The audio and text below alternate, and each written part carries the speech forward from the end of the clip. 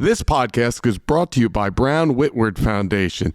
This foundation is so strong and secure, it's better than cement, that flat slab. So for a strong foundation, it's Brown and Whitworth. But you can't have it because you're not allowed in. This podcast is brought to you by Affordable Roofing. For the strongest roof in the world, that is almost as strong as the strongest foundation, call Affordable Roofing for the best roof in the entire United States. Scratch that, in the whole world. Actually, I don't see any roofs on Mars. If they were, they would be Tony's Affordable Roofing.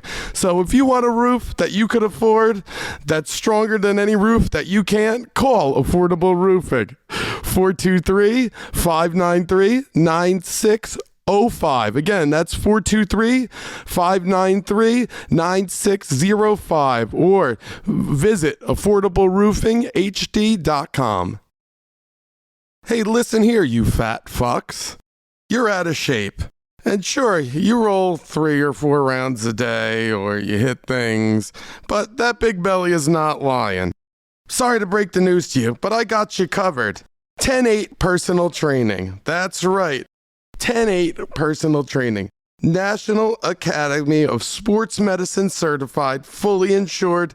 Guess what?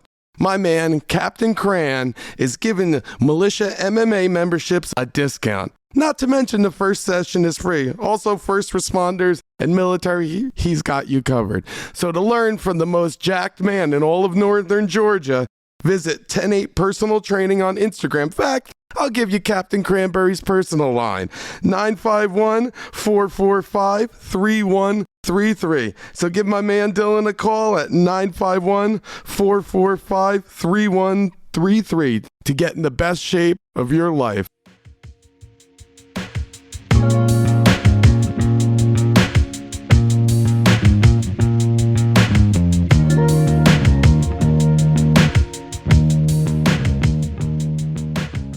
Welcome to the Militia MMA podcast. I am super excited for this guest we have today. I've actually been excited all day. He's probably our most dedicated member. I don't think I could get rid of him. Ladies and gentlemen, I can't wait to introduce the one, the only, Chip Whitworth. How you doing, Chip? Doing great. Glad to be here. Glad you had me. And, good to have you on the podcast, Chip. Yeah. So, Chip, you recently retired. How old are you? I am 52 years old. You just retired? Pretty much retired, yeah. I still got a few things I need to do, but yeah, for the most part, I'm retired, and I can train pretty much as I want. So I'm in here like twice a day a lot of times, and down in Dalton a couple times a week. So what made you want to come out and just like, hey, I'm retired. I probably should be vacationing somewhere. I'm just going to go fight MMA. Yeah. Well, I've been training for a long time, jiu-jitsu, and with just a little bit of striking here and there. Not even enough striking to say I've done it, but maybe 6 months over the course of 13 years of jiu-jitsu, I've done a little striking. So this year, I was feeling older and everything. I was like, okay, I'm really going to dedicate myself to jiu-jitsu, but since I'm getting older, I'm going to make it more of a defensive game. I'm going to learn a real good guard because I've never had a good guard. I've always been kind of a wrestling top player.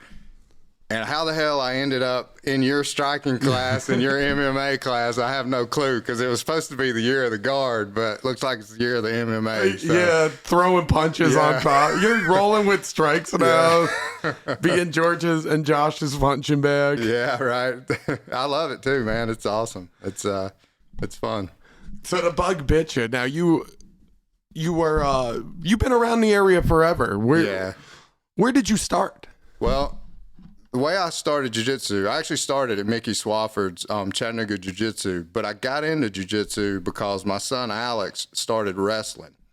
And so he started wrestling, and I was doing other stuff, triathlons and things like that. And I was watching this, and I'm like, damn, man, that looks fun.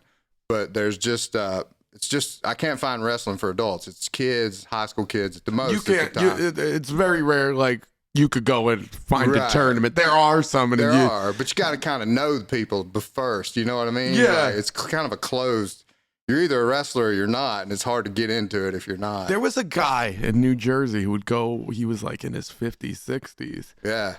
He called himself the Green Hornet, and he would just go to wrestle college kids. Yeah. Turned out he was a pedo. Oh, wow. Like, really? he would do it just to get his... Just to be feeling up just to somebody. jizz in his singlet. Yeah. That's crazy. It's crazy. I'm sure there's a lot of that. Yeah. It was like notorious. Like, hey, watch out, the Green Hornet's here. Yeah. This weird guy, and then years later we find out, the Green Hornet wasn't a jail. superhero. He was a villain. Right. Yeah. Crazy. Yeah, but so like I got into jiu-jitsu from watching Alex wrestle, and started with Mickey. He was sort of the place in town back then. There was nowhere in Dalton where I'm from, so started over at Mickey's. I met him. He actually stopped in here when I opened up. Nice. Super nice guy. He's big as all hell. Real big dude, yeah. I shook his hand. I felt like a baby inside his hand. I think he's like 6'8". I know. So yeah, he's a big dude. So I trained there for quite a while. I think I was a purple belt, and then Jason Fennell opened up Veritas, or moved Veritas down in Dalton, really close to where I worked. And I'd been training with those guys some anyway, so it made sense to kind of move over. And they had like more of a wrestling focus, which is kind of what I liked anyway. Right. So like I was watching my kids wrestle. I start jiu-jitsu in the gi, but I was going to like any of my kids' coaches or anybody I could meet that would help me learn to wrestle. I was wrestling once or twice a week with wrestlers, just takedowns. Some of the best wrestlers in the world too, right? Yeah, I ended up meeting Dan Dennis, and I mean, so I'm wrestling with this Olympian guy getting coached. And, Was he? What year was that around? When was Dennis here? Probably maybe 3 years ago it started, and he hung around for maybe a year and a half, maybe 2 years, something like that. Yeah, he was in the Olympics 14 or 15? In 16. He was in the Olympics in 16. So this was like fresh off of him in the Olympics. Yeah, like the year after his Olympic run, I think, maybe. And he was he getting ready to make another run, or was he kind of cooling off a little bit? I think he was moving into coaching at that time. But he did, I think he lost a bet. I don't know the story. I think he lost a bet to somebody and had to go wrestle in the Greco team trials, which he's a freestyle wrestler. Yeah. Freestyle and folk style, But he shows up and it wrestles the Greco team trials to try to make the team. But I think that was because he lost a bet to somebody. Did he go to the Olympics for Greco? No, for freestyle. He went for freestyle. I don't think he'd ever really wrestled Greco. He just it's odd rules. Yeah. So, but he goes to the trial and I think he won a couple matches, but he didn't make the team. No, probably. Who would have thought he would anyway? It's he could have probably modified with time, but those guys are good. Those Greco guys. Oh yeah. Henderson was a Greco guy. Yeah. They're tough as nails, man. It's different. It's more either hand fight oriented. I think it's a little better for MMA for the bigger guys. Yeah. Because you get up against the fence, it's probably all that Greco stuff. Yeah, Greco is, Dan's made a career off of it. He wasn't so much a hit the knee wrestler, but he could if he had to. Yeah. Plus, their hand fight's almost like a damn fist fight anyway, Yeah, there are a lot of clubbing and stuff in Greco. Yeah. They club, they push. And you could throw, but you can't move your legs, right? You can't. Right, you can't like attack their legs or touch their legs. But if you plant your foot, you can kind of throw them over your leg, but you can't trip. You can't sweep with your foot. You can plant it and bring it over the surface. Yeah, I did one Greco tournament once, and I went 2-2. Yeah, and I just didn't know the rules. Oh, you won 2. I won good. 2, lost 2, and yeah. Probably not against the best, probably like good enough, but I thought I was going to be good at it. I wasn't. Yeah, it's definitely different and harder. And I've never done it. I've just watched people do it. So what did you? So we're going to work backwards a little. Well, actually, I want to know what tell us about your what you retired from. Okay, so I retired from Brown Industries was the name of the company, and my grandfather started Brown Printing back in like 1957. And so you guys were making like newspapers? Well, no, they did printed material back in the early days, printed material for the carpet industry. Because in Dalton, Georgia, carpet, that's everything. It's carpet capital of the world. Capital of the world. So like if you go into a carpet store, or in the old days, a carpet salesman would come to you, but he couldn't bring a whole roll of carpet, so he had to bring smaller pieces of the carpet. You guys made the books, the carpet We made books. the books. Yeah, we printed the books, cut their carpet up, put it in the books. And then as it grew, you know, we did displays for places like Home Depot and Lowe's where you would buy carpet or any floor covering. So anyway, my granddad started that in 57, sold it in 1970. So he sold it it went public. And so he was out of it. But in 93, he bought it back. And that's how like my whole family got back in it. So like we kind of grew up doing other stuff. And then he's like, oh, by the way, I'm going to buy the family business back because the company was breaking their divisions apart and selling them off. Oh, wow. So he bought the whole division back from the public company. That's how we ended up down there. And it was a pretty good gig. I mean, it just not necessarily my passion, but I kind of ended up sort of having to do it, which was cool. I didn't mind. It was fine. But we sold part of the company about 2.5 years ago, and to some other guys that were like online marketing, whereas we're point of purchase, physical marketing, actually stuff in the store. Like right? you have representatives show up to stores and yeah. Like here's our sample book. Our stuff is in the store, yeah. Okay. So these guys that did online marketing wanted to partner with us. So they bought half the company and they took over management of the company. And then they realized, you know, after about 2 years that it wasn't going to be all they thought it was going to be, and they didn't want to put more money in it, and we had gotten money out of it, so we didn't want to put more money in it. So they ended up selling off. It was kind of 3 parts to the business. There was the display company, the sample company, and the print company. So they sold the display company, sold the sample company, and closed the print company down and sold all the equipment off. And wow. so we got out of it. But we owned all the buildings that these businesses were in. At one time, it was about 1 million square feet total. Over, oh, wow. So these were like huge 11 factories. pretty big buildings, yeah. And just luckily, you'd think it was good, like we could say we're great businessmen or whatever. Actually, we were just lucky as crap because when they sold everything out, it was a perfect time to sell real estate, which was just recently. Oh, nice. So we sold all our real estate at really good prices. So nice. So that's how we got out of it. Now, were you there was a bunch of factories when you were growing up making carpet, right? Yes. It was probably a lot bigger years ago, tens of years ago, right. Decades ago. Now it's probably spread out a little bit, right? Yeah, carpet industry spread out, and there used to be a lot of manufacturers like that had smaller pieces of the pie. Now there's like 3 huge manufacturers that got bigger pieces of the pie. But yeah, they're manufacturing spread out. Like a lot of the tile stuff is made in Texas. Okay. Still for carpet, actually. Carpet, you know, like you'd put in your bedroom or whatever, that used to be all through the house. Now it's usually just the bedroom. That's still made in Dalton for the most part. So it's still the carpet capital of the world. Still carpet capital of the world. Now, when you guys were doing this, were you the only guy? Like you're like, hey, let's not make carpet. Let's make what carpet needs, displays and stuff. Were you guys the only guys doing this? We were the first, but we ended up with a ton of competitors because it's, you know, that's just the way it was. There was a lot of money to be made at first, so other people saw it. They got into it, and then your margins start coming down, and before long, you're just making a commodity because you're competing with everybody else. So you're selling a lot of stuff. It's a lot of dollar amounts that you're selling, but it costs you a lot to make it as well. So the bottom line, your net income is not as great as it really was in the old days. It's like a restaurant where you're taking a lot of money, but you see smaller profit margins. Exactly. Yeah. And then you're like, why are we even doing this? You know, we could have a lot less headache and make the same amount of money doing other things. You're into investing as well. So did you guys invest along the way? We did. Like my grandfather, the guy that started the place, when he sold it the first time in the 70s, he took all that and invested. He like bought into a bank in Dalton, a local bank. Really? Yeah. And you know who did that? Sorry to cut you No off. problem. That's what Walmart did. Oh, yeah. Well, right. Walmart was getting killed in transaction fees. It was cheaper for them to buy their own bank. So all the banks are owned by Walmart and their, I forget where I always go and commentate.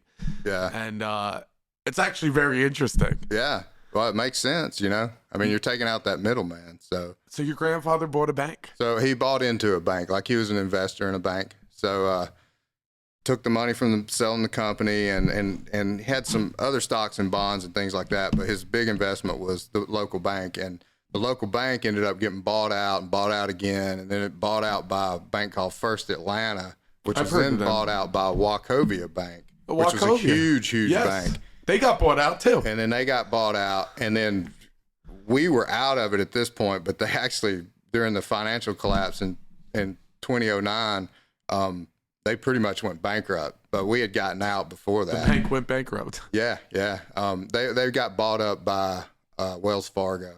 Wells Fargo bought them for like pennies on the dollar. So buying a bank, it sounds like an amazing investment. Like usually, yeah. But you can lose on it. You can lose, yeah. I mean, they got where Wachovia messed up was they merged with First Union and kept the Wachovia name, and then they bought a mortgage company out in California called, I think, Great Western or Golden Western, something like that, and it had a bunch of risky mortgages in it, you know, which as long as nothing was going crazy in the economy, it was fine. They returned fine or whatever. But when the economy went south and, you know, the financial crisis happened, all those mortgages went bad. So the company went bad. So we're talking like 2007, 2009? Yeah, 2008, 9. I think it was 9, actually, when all that stuff happened. Maybe it was 8. But, yeah, that was the world almost ended, it seemed like, from a financial standpoint. Yeah, I wasn't making any money, so I think I got Obamacare on an insurance, so I got my knee fixed. So I was all like, God, the world's great. The world's great, yeah. It's like, I need this knee. Yeah. And it actually worked out. But do you think we're going into the same thing today? I mean, it's possible. You're always going to have highs and lows in the economy. But I'm usually more optimistic than pessimistic, so I feel like we're going to be okay. You know, we will have another recession. It's inevitable, but will it be as bad as 2009? I don't think it'll be that bad. I think it'll be bad in like California and New Jersey. Yeah. Like the states that, if you retired, somebody was telling me, so this is rumor, not fact, but somebody was telling me they did the math. If they retired in California, they're going to have to give up like 52% of their retirement by the time they're dead. Yeah. And it just doesn't make sense on paper. So people who are retiring, I think, are moving. They're leaving. They're coming here. They're coming to Tennessee, Kentucky, places like that. In New Jersey, I was here in Troy, one of our members, my buddy, he lives in Lacey Township in Jersey. That's middle of the road, nothing fancy. His parents are paying $8,000 in tax a year for their house. Yeah. And probably a 1,500, 2,000 square foot house. That's here crazy. You're paying probably like 12. Yeah. Dalton, you're probably paying what, 800? Yeah, right. Yeah. So, yeah, that's why people are coming here. Let's just hope they don't bring all their problems with them, you know, and start wanting that kind of government. Of course, but generally, like, people think California's all liberal, Temecula's all right wing. Yeah. Like, right, yeah. It's just San Diego, LA, Sacramento. Those people who can make a living doing that, the starving artists are still going to be out there because it's Hollywood. I guess you run a risk with Georgia because that's I believe it's number 3 in the film industry, maybe 2. Right. Yeah. Maybe it's LA, New York, Georgia, then Vegas. Yeah. I guess you run the risk there, but it's a lot of starving artists, and those guys are going to move.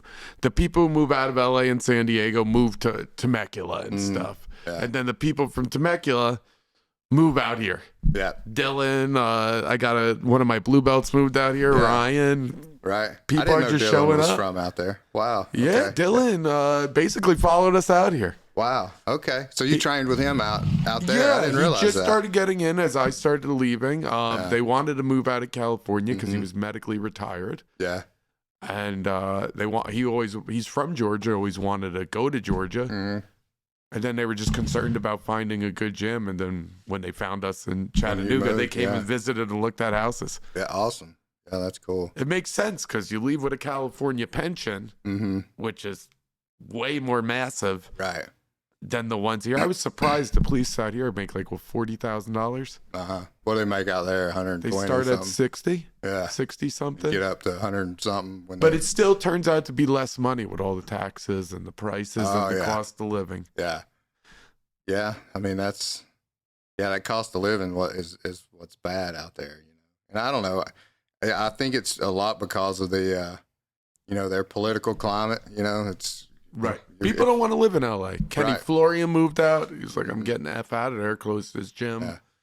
I think he's in somewhere in North Carolina or Virginia or something. Yeah, he left. He was L.A. Yeah, seems like everybody's leaving. Everybody can get out's getting out. I don't think they'll take their political views. I hope not, because we don't really want that here. Because, I mean, everything starts out with a good intention, but then so you have good intentions. We want to take care of these people that need help or whatever, but then so you tax the guys that are doing good. Kenny Florian's making good money in his gym, so he gets taxed heavily to help those people. Pretty soon he's struggling just to keep the gym open, and if he's got another option to leave, he's going to leave, Where he can keep most of his money. And he probably makes the majority of his money behind the camera, too. Yeah, right. He probably only makes a living by the gym. And I was like asking him what's gym price. I think he said like 400. Holy cow. That's just LA for you. His rent's probably thousands upon thousands. Ryan Hall was like, I think $399, $299. Really? That's just because DC is expensive. Okay. Yeah, I guess I was thinking Virginia like but it's countryside. Virginia outside the belt. Right, yeah. So it's Falls Church, where his gym's located. So, yeah, expensive. Everything's expensive. Everything, yeah. I was like, wow, that's a lot of money. Yeah, absolutely. Not for that area. It's so many supercars in DC. Really? Yeah, you see a lot of Lamborghinis. Wow. Probably some Diplomat or something. Oh, yeah, probably. I think they have some of the craziest traffic too in DC. The one time I went there on vacation, it was crazy. I mean, it was, backed up. How was the vacation? Would you go to a lot of museums? Yeah, it was fun. My wife scheduled us on she planned this thing out. We probably walked 20 miles a day. We saw everything there is to see in Washington, D.C. We saw everything. And you're a history buff. Yeah, I'm a history buff a little bit. And she's like, if she's going somewhere, she's going to get her money's worth. You know what I mean? So we hit all the museums. Is your the wife a history buff, or is it like she's got to just deal with you? Like, we got to satisfy him. No, I think she wanted to see everything that was there. I would have been fine to slow it down a little bit. Oh no, whatever. So she was. She's gonna see it, man. When she does it, she's gonna do it right. Oh man, she's a mover, huh? She is a mover, yeah, and an organizer, and she's super good at. So you're just scatterbrained, and she's. I'm scatterbrained, yeah. She handles the details. So she's like, "Hey, Chip, you lost this." She calls you up, and yeah, exactly. You left your keys or whatever. You left your phone at the house. Come on, man. Yeah, the world's your living room, man. Yeah. I'm the same way. It's like, what did I forget? I think my phone's at the gym. I'll get it tomorrow. Yeah.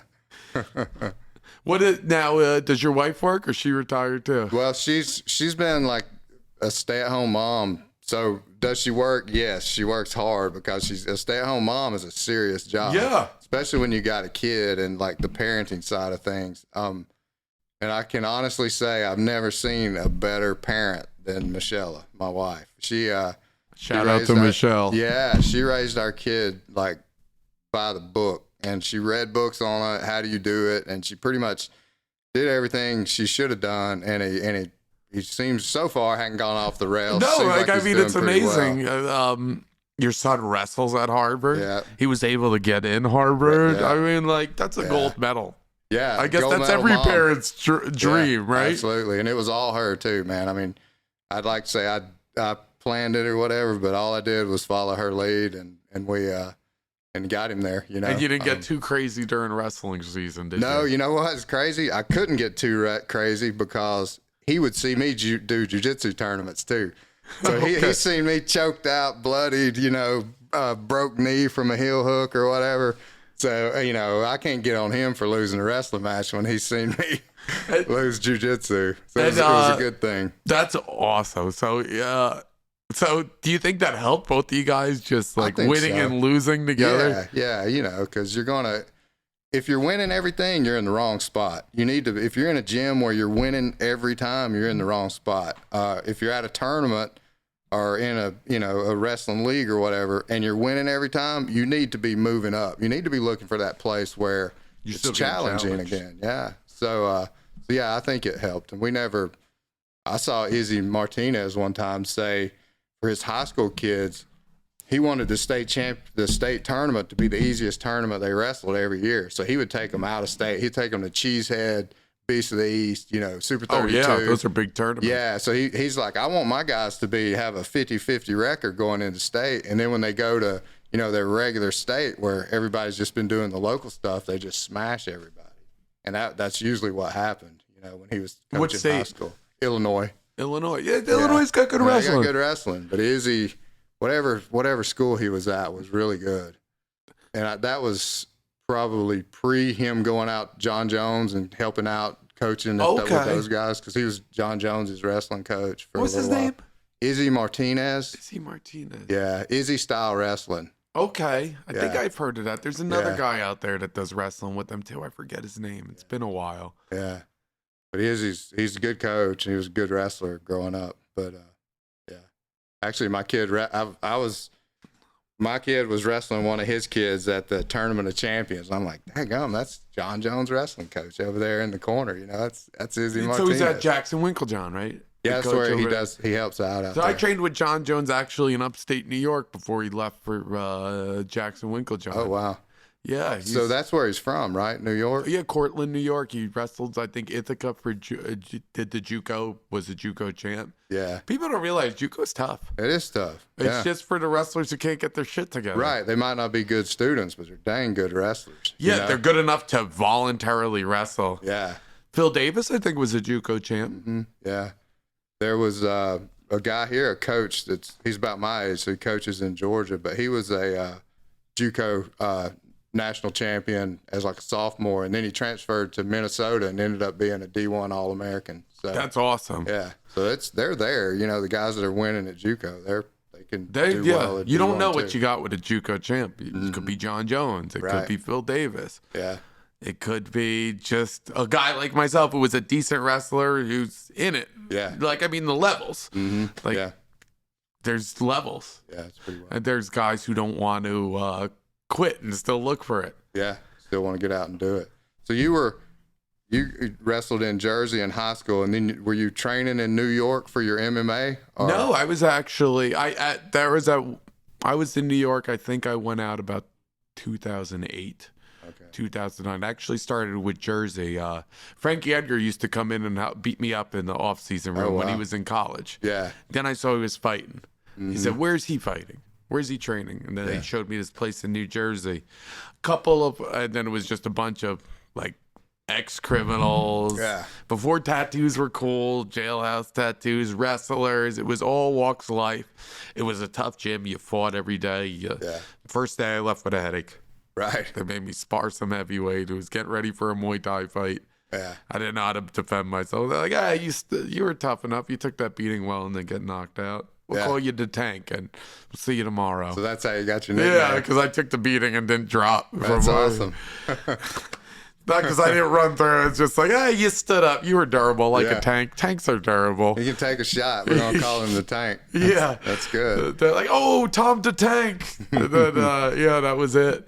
And then eventually, I got better. Yeah. But 6 months later, I had my first pro fight. But yeah, I started in... So you were 18 probably, or 19. 19. First pro fight. Yeah, I actually got started on my 19th birthday, the day after. I got arrested. A couple of my buddies were speeding, and we got arrested for having weed in the car. And I said, this ain't me. This ain't going to be my life. I'm not going to be. I just got done wrestling, was bitter about the results, bitter not about having college. And after I got arrested, next day, I called the gym that Frankie was at and said, when can I come in? What can I do? He said, can you come in tomorrow? I was like, I'll be here. Awesome. Yeah. Shoved some garlic knots in my face, almost puked on the mat, and made it through. Yeah. So, all right, I got to eat better and get back to it. I'm not... you leave wrestling season in such good shape senior year, you forget how a little downtime beats you up. Right. Absolutely. I think Bruce Lee said, like, it takes your whole life to get in shape. It takes 2 weeks to get out of shape. At least. I was always told 3 days out of shape. Yeah, that's what my wrestling coach said. I don't know if that's true, but I heard Olympic, I think marathon runners lose conditioning in like 30 hours or something. Yeah, they could. Because they train to that razor's edge of, peaking. They are the fittest they're ever going to be if they do it right the day of that race. Well, you had some amazing races. Yeah, I did some endurance type stuff. Yeah. What was the craziest race you done? It was the adventure race? Yeah, so I started doing triathlons. I was a raft guide in my 20s and stuff. And then once that ended, I started a real job. I was like, this sucks. So what do you mean you were a raft guy? I was a raft guide. Like if you go rafting on the Ocoee River, it was where I started here in Tennessee. There's a guy that you go to a rafting company and you pay for your trip down. Yes, the river. I've done that at the Whitewater. Yeah. So you were the guy. I was the guy in the back of the boat driving the boat, telling you when to paddle, when to stop and all that. So from that, I got into kayaking, which was my real passion at the time. And so you got into whitewater rafting. You were like, I like this. rafting. So what are the whitewater rafting level 4, level 5 are the highest? Yeah. Class 6 is considered unrunnable, but all those classifications are kind of antiquated. There's some stuff now that people would have called 6 that people are running, so nothing's really unrunnable. What was you run a class 6?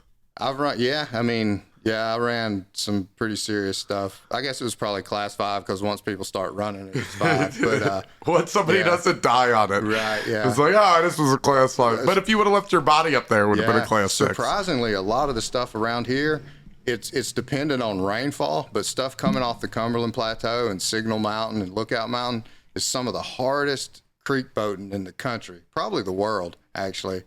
So you got Bear Creek has a rapid on it called Stairway to Heaven. It's probably, I'm going to guess, but it's probably a 120-foot drop, but it's stair steps. So you come down this crazy slide, you're doing friggin' 90 miles an hour, and then you hit a vertical drop, and you just launch. And then you hit another slide, and you're going even faster, and then you hit another vertical drop, and you just launch off of that. What do? You just hold on? You keep your boat upright. Yeah, so once you got to put the weight in back, everybody into the back. You kind of, this isn't rafting, this is kayaking. I'm sorry. Yeah. So kayaking was kind of my passion. Rafting was what I did to pay to the bills so I could go kayaking. I got paid to raft guide on the Ocoee. And you were a professional kayaker, right? I ended up paddling for Dagger Canoe and Kayak Company on their freestyle team. No kidding. Which was cool. So I spent 2 years traveling around doing freestyle events, putting on demos with the other guys on the team. So we had a van. It was me and another dude. They called us professionals, but really we got gas money and boats and food money. That's like when you started fighting. Yeah, right. My first pro fight, I fought some college wrestler and sold enough tickets to pay for medicals. Yeah, right. I was a pro. Yeah, that was kind of the same with kayaking back in those days. There was nothing left. That you got gas money in your own vehicle. It's because Red Bull wasn't around back then. The what? Red Bull wasn't around back then. Right, yeah, to give you big sponsorships. Yeah, they sponsor all the weird niche sports like that. Yeah. And those dudes now are probably making tons. But anyway, so I did that, and we would run really hard rapids wherever we went. We'd go to a freestyle event. We'd get there a week early, and we'd put on clinics for people, and they would paddle the new boats from Dagger. We had this van that had just, boats all over the top of it, like 15 boats. The Dagger on the side of it. And so they would paddle them, and then we'd put on demos, and then we'd go run whatever hard stuff was around there. And then we would compete on a Saturday, and Sunday we'd hit the road for the next place. How do you compete? Is it fast? Is it like a race, fastest to finish? No, it's this is the weird thing with freestyle. It's almost like ice skating or something. So it's real the judge is watching and you're doing certain moves and he's scoring you as you do moves in what they call a hydraulic. So you're surfing a wave, right? And then you can do cartwheels and flips and flat spins on that wave. And so the more of those you can do, the higher your point score goes. But it's kind of real subjective to what the judge wants to see. If you do a certain move and the judge doesn't like it, but another judge does, they're going to score you different. It's kind of like MMA fighting. If you leave it to the judges, you never know what you're going to get. Yeah, you never do. Yeah. I heard recently it's changed to cause and effect, damage is the big key now. Big key, yeah. And then I think it's controls number 2. Mm-hmm. So what one ref, Larry Landless, was saying to me, he says, I judge on cause and effect. Cause this punch hit so hard, The effect of it was his eye turned black or he couldn't say. That's the main point now. Yeah. It's not so much a takedown wins the round anymore. Right. Which it used to be bigger than that. Probably pre-2009, the takedown would win the fight. Yeah, takedown. Even if you just took him down and got right back up, you got points for that. Yeah, or if the guy even beat you up off his back. Right. Top guy would still win. Now you could beat somebody up off your back and win the round. As long as you're being effective, causing more damage. Yeah, that's promising for me because half the time with you and these guys out here, I'm on my back. Maybe I get a lucky up punch or something. Hey, don't worry. When we get you fighting in Aries, not many wrestlers around these parts. I actually am pretty lucky. I ended up in a wrestling area. Yeah, there's some wrestlers around. Yeah, we looked at Bowling Green and wrestling was blacked out. You told me that. That's so crazy, man. You know, it's crazy. My game plan was to import somebody and get them a job doing that, like my buddy Jesse Taylor or something. Be like, hey, they don't have a wrestling coach. You're a wrestler. Come out here and coach and then train at my gym. Yeah. Yeah, that'd be cool. There are some good wrestlers in Kentucky, but obviously they're not in Bowling Green. No, like Bowling Green's south. Yeah. So it's right there by Nashville. Nashville doesn't have good wrestling either. Yeah. No, it really doesn't. They have a few teams, but not really anybody good that I can think of. Best wrestling in Tennessee is probably in this area, right? Chattanooga and Cleveland, yeah. Yeah, which is this area. This area, yeah. And North Georgia's got some good wrestling. North Georgia, and then Atlanta's got, like, probably about 10 years ago, some real hammers started coming out of Atlanta. They still have good wrestling. Yeah, they got some good ones, yeah. I mean, there's not as many of them as, like, a Jersey or a PA or anything, but the best ones from here are on par with the best ones from there. What we don't have is the depth. You know what I mean? Like you guys in Jersey, you got the top 6, 8, 10 guys are freaking phenomenal. They could go win tournaments anywhere, but they might be 8th place in the Jersey State tournament or whatever, you know? Maybe. Yeah, and some they'd of be those state guys champion anywhere else. And any one of them can do it. Like down here, you'll have one really good guy that could compete with those guys, but we don't have 8 more of them. You know, there's not. We had frickin' Florida came up to one of our good local tournaments. My hometown Howellwood put on a tournament. They were probably top 20 in the country. Yeah. They still are consistent, Howell Township. Florida State champs lost to guys who just placed in district. Right, yeah. And, like, there was a big drop-off. And it was like they came all the way up here. We would have a 32-man bracket in a off-season tournament at the Howell Graveyard. It was their Halloween tournament. Right. And guys would come from Florida and get their ass kicked. And you guys got, like, one state champion. You don't have any of that, like, spread out 1A, 2A, 3A. It's one. Yes, and I think that's hard. And like our region was the best region. Yeah. So it was a tough area. So it is depth. It's all depth. You see the college guys, and they're all from PA, Jersey, Ohio. So it's definitely you know, New York a little bit. New York gets some, yeah. And then there's standouts like your kid who go and find from around here but we had to seek out those coaches and stuff. Yeah. You know, so. Wrestling does require like money and seeking out and you got to get that finding extra. the right coach. The days of like playing football and playing baseball and then going to your high school coach for wrestling and still making it to D1 are probably done unless that high school coach is phenomenal. Or you have a super athlete. Or he's a super athlete and maybe a heavyweight type guy that can transfer over from football. Yeah, so there was a Jackson, New Jersey. They were ranked number 1 in the state, I think, after my senior year or my senior year. Yeah. They were in our district. 4 years ago, their star quarterback was a state placer wrestler, and he could just a super athlete. Yeah, that's crazy. I remember being at a youth tournament in Georgia, and there was a Pennsylvania kid came down. These kids are like 10, maybe 12 years old, and he just wiped the bracket. I mean, we ran through everybody. What year was that? When my kid was 10 or 12. Probably was Gray. Yeah. Remember Gray? He was like undefeated in Pennsylvania. I don't know. I think this was just a random dude because, like, talking to his dad, I didn't talk to his dad, but a friend of mine talked to his dad, and they're like, "What? How did you guys find this tournament in Georgia?" And he was like, "Well, the competition is so hard in Pennsylvania. My kid can't get on the podium up there. Wow. So we brought him somewhere where hopefully he could place, and he freaking smashed everybody. They have that Lockhaven tournament. So it's just as tough as a beast of an East. And you could pay money and participate to $20. Yeah. I think that's something our jiu-jitsu lacks. Cheap tournaments.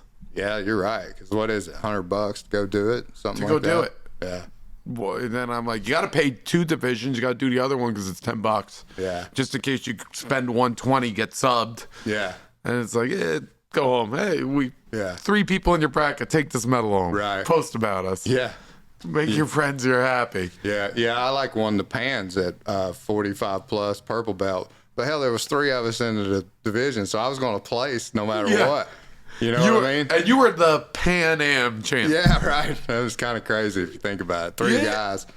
But, yeah, it's kind of this sort of week. They should have just lumped us all in with, whatever. Maybe do away with, when you're that old, do away with belt rankings or make the weight classes bigger or something, where at least you get at least an 8-man bracket or something. You know what I mean? Well, it's funny. They just had a jiu-jitsu tournament about a month ago, an IBJJF, a bigger one. Mm-hmm. It's like, and it was the same day as ADCC trials. Yeah. It's like, you could go to this IBJJF tournament with 40 divisions with your age bracket, or you could go to this ADCC tournament with 5 divisions, no age, no belt. Yeah. Let's see who the best grappler is. Yeah. Take your shirt off and grapple, or wear a rash guard and grapple. And so it's like, are you going to be the guy who, oh, this is my chance to go win and say I'm my BJJF champion when all the good guys are trying to compete for the Olympics of jiu-jitsu? I'd rather go over there and get smashed. Yeah, absolutely. But you're a white belt, you could try out. Yeah. Right. May the best grappler win. Mm-hmm. Yeah. And I love their rule set. So it's 6 minutes for trial. So it's 3 minutes no subs, 3 minutes subs, but on the 3 minute, 3 minutes no points, 3 minutes points. But in the first, after the first 3 minutes, if you pull a guard, you will get deducted points. So it's like, if you want to try your shit out, you got the first 3. You got the first half, and then they say, all right, points are in. Yeah. Then it's like, wherever you're at, that's a pretty good rule set. Yeah, I like that. And then you need to start wrestling. You need to start wrestling. That's the trick is don't wrestle early. Right, don't wear yourself out, probably. When there's no points. Like when I faced John Combs, who won that year, I took him down too early, so I didn't get points. Yeah. I should have played with him, and they're like, oh, he's a good college wrestler. I was like, the fuck he is. I'm going to get him down. And I caught him planting, and I went for it. Yeah. But I should have took him down when there was points, and there's a little bit of strategy with that. Yeah, sounds like a lot. Yeah. Somewhat. It's more wrestling than it is jiu-jitsu esque. And one thing I like about like the way sport jiu-jitsu is going right now is it's coming around. It seems to be a lot of them are learning to wrestle now instead of just pulling guard. And I like that. I like, I wasn't a wrestler growing up, but I feel like that is the most dominant submission sport is wrestling. If I can hold this guy down, even if I can't submit him or whatever, if I can take him down and hold him down flat, I'm winning at that point, So I like that people are coming around. I kind of I think it's contrary. I think sport jiu-jitsu encourages people not to wrestle. They're starting to wrestle now, though. But you're right, for the most part. But like, if I want to do it, if I don't want to learn wrestling, I'll only do sub-only tournaments. I'll go compete and fight to win, where the most attempts wins. Yeah. But that's the guy who pulls guard and throws his legs up. Whether you're going to get it or not. The guy who had the most attempts win. Which I had a conversation with my buddy Jesse Taylor last week, who won it. And he's like, listen, if you do these sub-only tournaments, he's like, I'm done trying to be a self-defense guy. He's like, if I do a sub-only tournament, I'm going to pull guard, I'm going to flail my legs and get my hand raised at the end. Just act like you're going for something. Yeah, instead of being the guy on top passing, because I saw him lose to a guy named Herman Trinaldo. He smashed him. Smash. They're like, oh, he went for some bullshit attempt. Yeah. He was the better fighter that day. It's like, it's not fighting if you're not throwing a punch. Nah. I just see on YouTube a lot of them are talking about learning to wrestle. And maybe it's because ADC. Yes. ADCC, they're trying to learn to wrestle. So, the ADC, that's pure wrestling. Eddie Bravo even spoke about it. He's like, ADCC is all wrestling. Yeah. That's why his guys don't they're starting to do great because they are adapting it. Trying to learn it. His better guys wrestle. Yeah.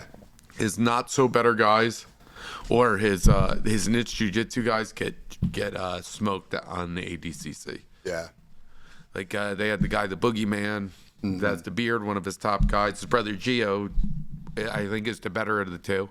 But the two brothers, he got just eliminated. He had a couple of good niche sub attempts, lost on points to a wrestler. Yeah, right. I mean, yeah, it's tough to deal with. I mean, you get a college wrestler. We all know George. I used to wrestle with a guy named Nico, and I've wrestled with several of those college guys. They might not know any jiu-jitsu, but just their body awareness and their takedowns, they're freaking monsters right off the bat. And then they know how to stay out of trouble. Yeah. A wrestler's going to have a good, I guess, a good jiu-jitsu IQ. Yeah. Yeah, they can tell when you're trying to do something. Yeah, or they could kind of tell, hey, if I'm in here or I'm out of trouble, George is doing a better job of just staying out of trouble. Yeah. Where if you're not doing a sub, he's going to be a hard guy to beat on points. Yeah. Let alone if you're subbing, he'll get that head and arm. Yeah. Yeah. Yeah, he's got a bright future. He's got a very bright future. It's going to be fun to watch him. I know. Hopefully we get him to the Contender Series if he wants to. I hope so. Yeah.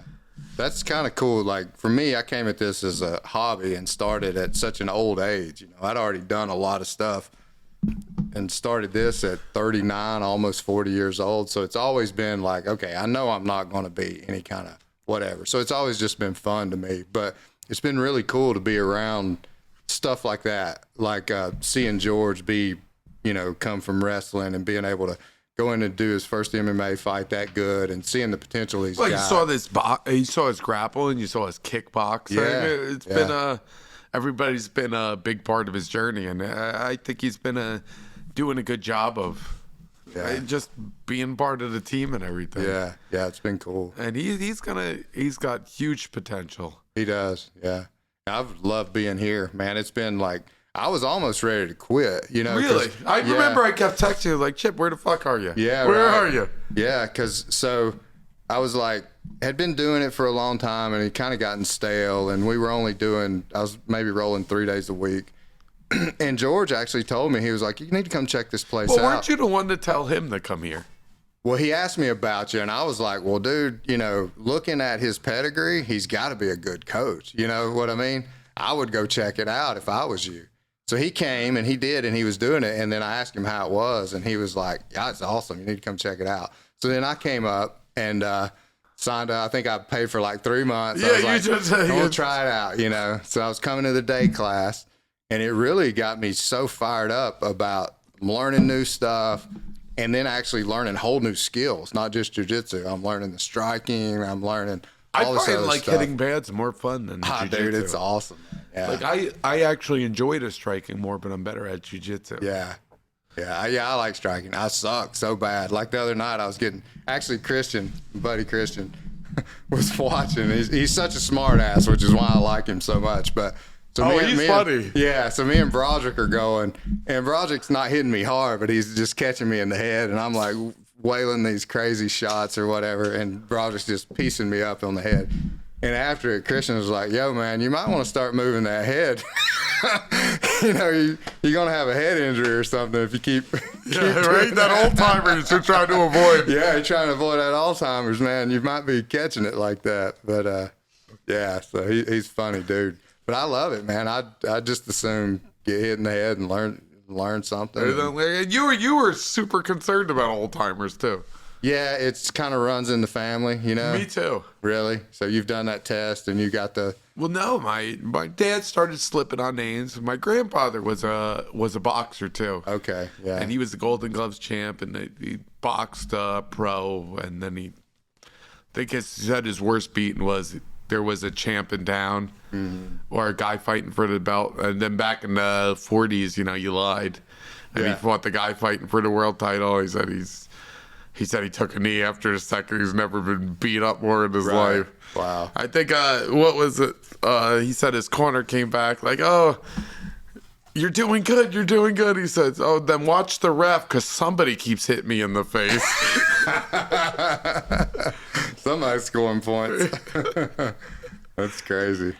But yeah, it's fun, man. I enjoy it. So I got kind of really fired up to learn something new, and I don't have much longer left to do some type of combat sport. I mean, I'm 52, so I figure, now that I got the time, I can go 2, 3, 4 more years and really just blow it out.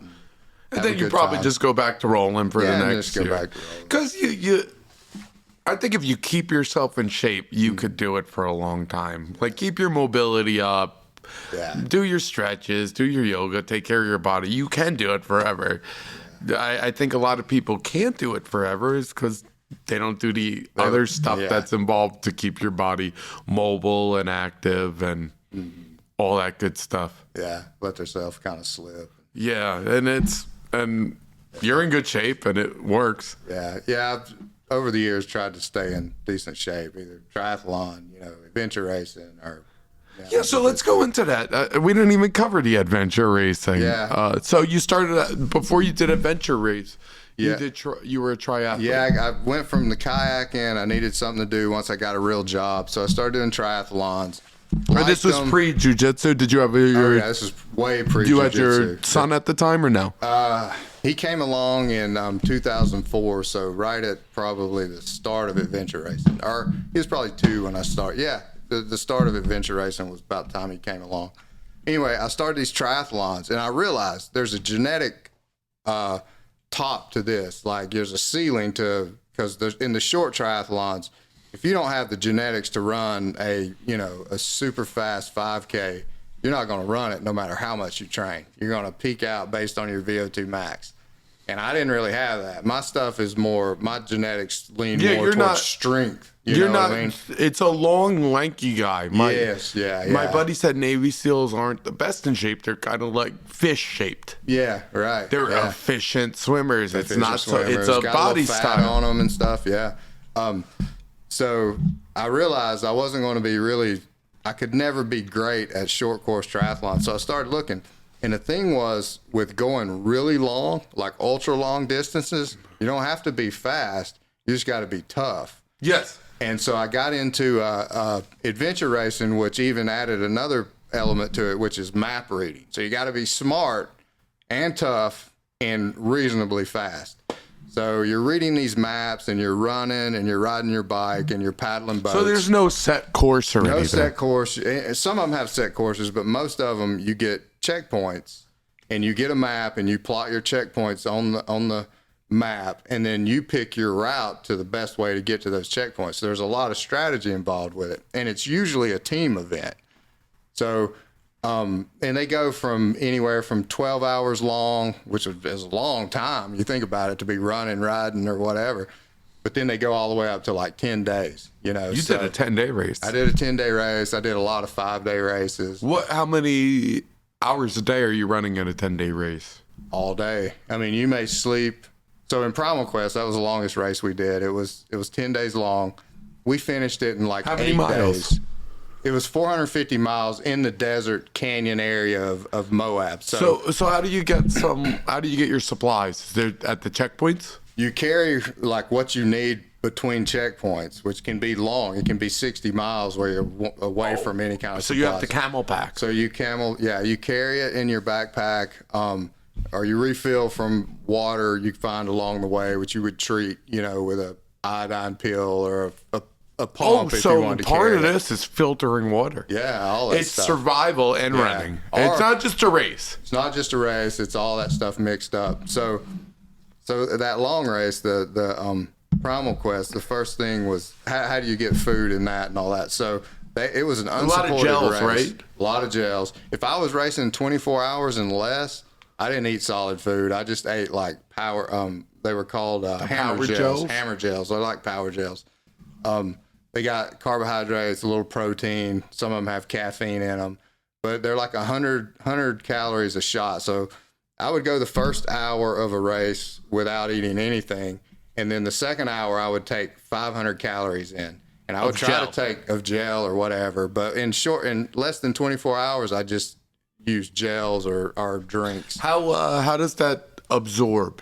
Those absorb really well. They're easy on the belly. Easy on the belly. So does a lot absorb through the mouth? Probably. I mean, I'm assuming some does, kind of sublingual go through some of the simpler sugars. Most of it would go and absorb in the upper or lower GI tract because it was mostly carbohydrates, because you're just trying to fuel yourself for the race. But I would try to take in 500 calories an hour a race. So that's actually a lot of eating while you're running or riding. But you're burning how many calories an hour? You're burning more than that, so you're always in a deficit. It's hard to put it on. So you're losing muscle at the end of this race or fat? Yeah, I used to be. I'll show you a picture. I looked anorexic at the peak of all this stuff when I was really wrestling. When I was really racing hard. Now I'm on wrestling. You just wrestled a couple of bears. Yeah, that was. So let me ask you this. We'll get a little off track on here. What's harder? Training for an adventure race or training for like fighting? Probably two different animals. Two different animals. Time-wise and mentally, probably training for adventure race because you're putting in. I believe so. It's just ridiculous the amount of like hours you're putting in. So you're working a regular job and then you're putting 20. Yeah, because there's no money in it. I'm not turning on. Right. Because instant gratification, but there's instant gratification. Yeah, like everybody, a fight ends in 18 minutes with a minute break. So there's like you can get 8 of them. It's probably a very few dedicated fans are turning on ESPN and watching the event. It's like watching the Le Tour de France. Right, nobody's watching it. Like a couple people are really interested. Yeah, they're really in it, and most of them that are really into it are actually racing themselves. And so. Yeah, there was some sponsorship money and there was a little prize money. Like Primal Quest was a huge race and it was like $500,000. Who sponsors that? Like Power Bar? Power Bar, Gatorade was a sponsor. Companies. Nike. But Nike. Here's the thing. Nike was the biggest sponsor and had a team in the race. Now, how fair is that? They put springs in those shoes, I'm sure. We raced Team Nike, and so most of us guys were like, there were a few pro triathletes or whatever, but Nike had like the number one. He was a world champion mountain biker at some point earlier in his career. World champion Xterra triathlete. Some genius that had been like a biochemical engineer and started some company and then sold it, but was just super smart with the maps. And then they had like... And in shape. Yeah. And had all the F's. Yeah. And then the girl, you always had to have a female on your team. She was some crazy mountaineer, super chick mountaineer. Now, wait, could girls put up the same amount of, like, is a guy superior in this race genetically? This is the weird thing about most of the time I would say yes. And in a short race, in a 12-hour race, the guys smoke the girls. In a 24-hour race, the guys pretty much smoke the girls. In a 10-day race, the girls at some point end up being the strongest people on the team, which is really weird. Girls genetically carry more fat. I think so, yeah. So it probably has something to do with that. Yeah. So at a 10-day race, are girls superior? Yeah, and so they kind of are. Do you think... and it could be another thing, too, because, like, you have team gear, which is divided. Usually there's a guy that's like the navigator, the smart guy, the guy with the map. And then there's there's two guys that are sort of pack mules, and that was my job. We just carried all the shit, and all the team gear. All the extra water, food, whatever. And so why is there a team? I'm sorry to cut you off.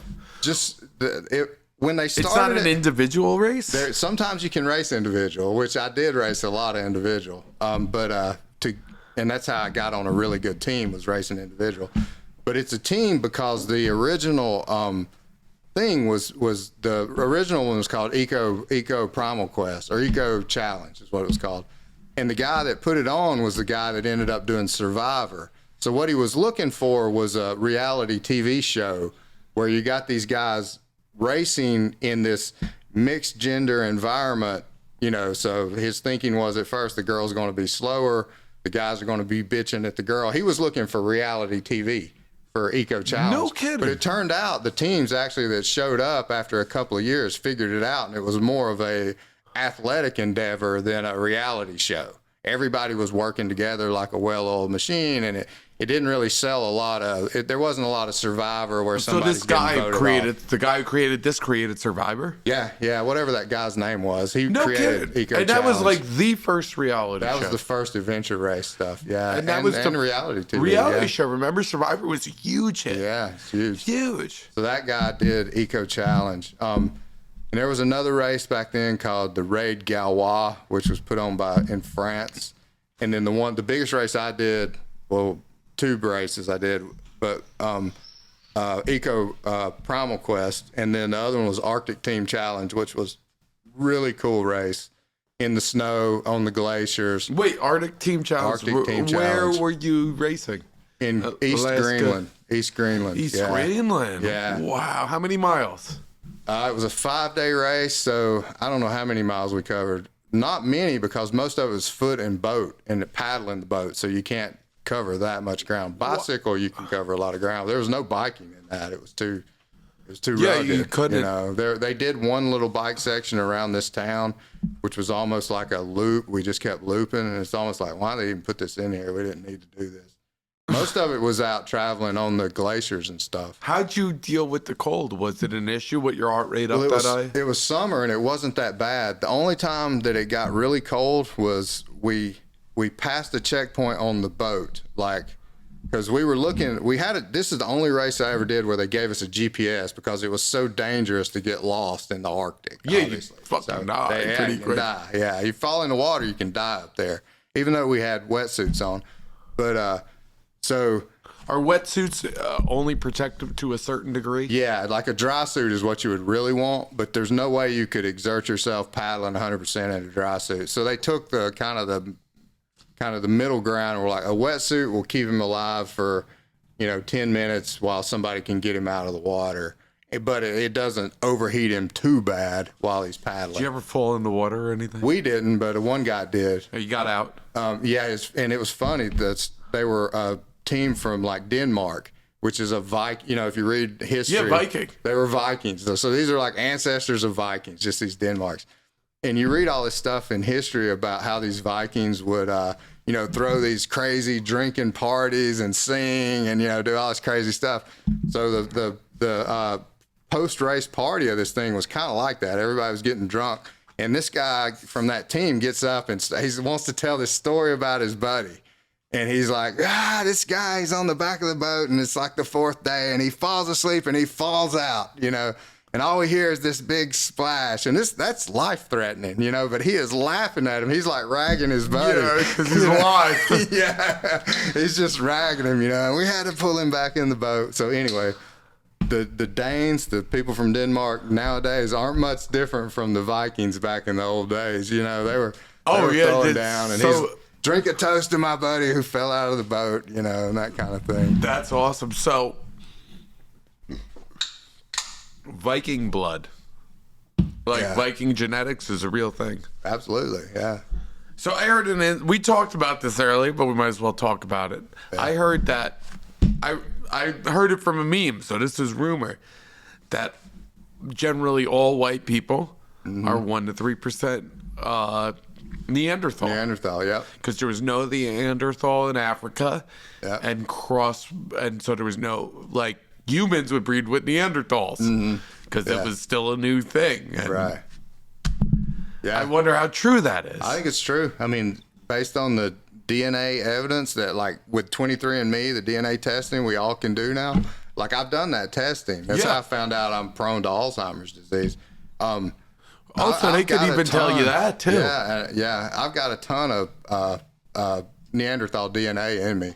What did they say? 3%, I think, is the high end. It's up there. Yeah, I was out of the total population tested, I was in the top 27% or whatever. So I bet you I'm in the top 5%. Yeah. I could just You got the brow. I got the brow. I kind of do too. Well, it makes it harder to keep my head down, I notice, because it's harder. I lift my head up a little more. It makes us tough ass bastards. Yeah. We're more, I think it's you're more lifting and carrying loads. Yeah. Not so much explosiveness, but more static strength. Not super fast, but strong. And Yeah. Like, I think it's good for the grappling and fighting once you're in the grips. Yes. Yeah. It's not the explosion on the outside. I think you're right. Which I think a lot of people from African descent carry those more elastic muscles. Yeah, I agree.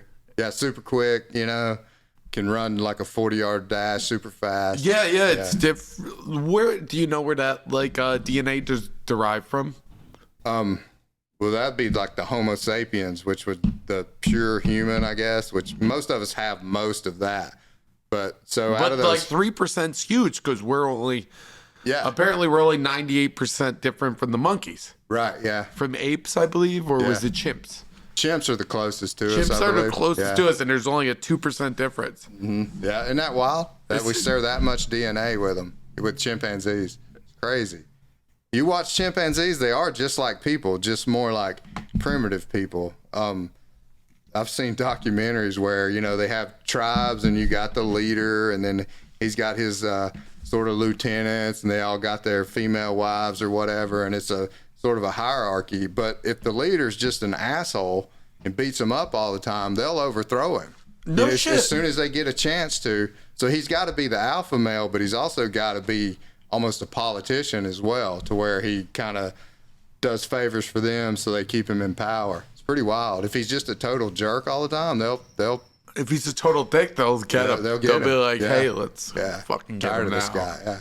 Wow. It's pretty wild. There's some cool stuff about chimps. Really, and it's like human social structures, just in a much more primitive manner, Yeah, it's everything that it is, just simplified. Mm-hmm. Yeah, it's pretty cool. They go to war against other tribes, other groups of chimpanzees. If they get in territorial disputes, like this group's getting too big and they start coming over here to get food, well, they'll fight, Really? So there's like gang violence. Gang violence. And gang violence, you mentioned it. It's funny because the young chimps, if they don't get a strong older leader to hold them in kind of check, they'll go crazy. They'll murder all kinds of chimps, just do all kinds of crazy stuff, just like you see in human society. There was a study with rat population. Did you see that? To imitate big cities. I hadn't seen that, but I don't doubt it. Yeah, they would put them all in a confined area and make it similar to living in a city. Yeah, they said they were more inept to turn. They were more likely to turn to homosexuality, eat each other. When they're packed in together. That's what. Yeah. And then they ran the experiment a bunch of times. The same thing happened. Yeah, I can see it. Yeah, you need to have space, Yeah. So that's probably what's happening more in our big cities a little bit. They're saying this equates to that. Yeah. So much. But it's an interesting study. It is. Yeah. Eric always talks about an interesting study too. I love this that he told me. He goes to this website, Study Finds, and he says they just deal in statistics. They did a study. What was the name of it again? Study Finds. Okay. And it's all statistics, and they come up with new statistics every day that's been studied for years. I love this statistic. He'll always talk about it. He'll probably forget he said it. That the human IQ, if it was taken at 12, no matter how much schooling, no matter how much anything, doesn't change when they're in their 40s. Wow. And I'm probably paraphrasing, but so what the study shows is that no matter how much schooling, no matter how much learning, if you're generally dumb or thick, that you are going to be dumb or thick for the rest of your life, and it doesn't matter. It just shows that the more schooling you have is the more you memorize stuff. Right. It doesn't actually improve intelligence. Right. Yeah, I can see that for sure. So I thought, there's dumb lawyers, there's dumb... Yep. There's dumb. If you're dumb, you're going to be dumb. They've just memorized what they needed to pass the test. Yes. I think my debate on that is, what if we do cognitive exercises and stuff? Can we improve brain function? Yeah. Probably a little bit. A little bit. How much that moves the needle, who knows? But it would, I think you can. I think there's actually a lot of studies now on nootropics and stuff. your brain's just a bunch of chemicals working in there, and how good they work together is what makes you who you are. But a lot of nootropics are, making people a little bit smarter, and they've shown on tests that you take certain things, you can concentrate better, and you can and focus better, and do better on that. But you can't test. improve the brain, though. Yeah, right. It's only better while you're under the influence. Unless, well, they say thinking. I've heard thinking causes more wrinkles in your brain. Is that like a sort of form of working out for your brain? Yeah, because the more wrinkles, the smarter you are, right? The more intelligence. Yeah. Because I'm always thinking a lot. Like that, and I think that's what keeps me up at night. Yeah, me too. I don't sleep much. Which you don't sleep much. I probably should sleep more. I wish I could, but they say that's actually like anxiety and thinking is a good trait of a soldier. Oh yeah. Like the soldiers with high anxiety stay alive longer. Probably. Because they just can't stop fucking moving. Yeah, right. And they're always thinking. You're always thinking. You're always moving. Harder for the snipers to hit and stuff. So you're a little bit of a war buff.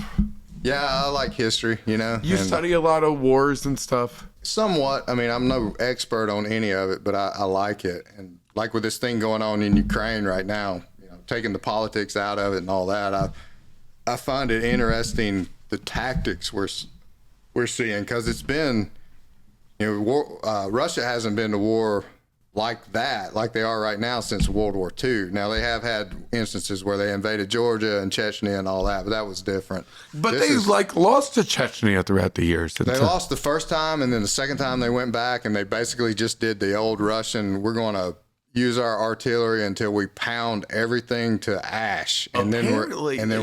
Well, I was in Chechnya. They put up a hell of a fight. They did. The Chechens said were badass. The KGB was scared of Chechnyan hitmen. I have no doubt, because they're tough dudes. Killers. They're tough MMA guys, too. Now, I think it's one of Putin's guys in power, Ramazan. Are you familiar with him? Yeah, the guy that runs Chechnya.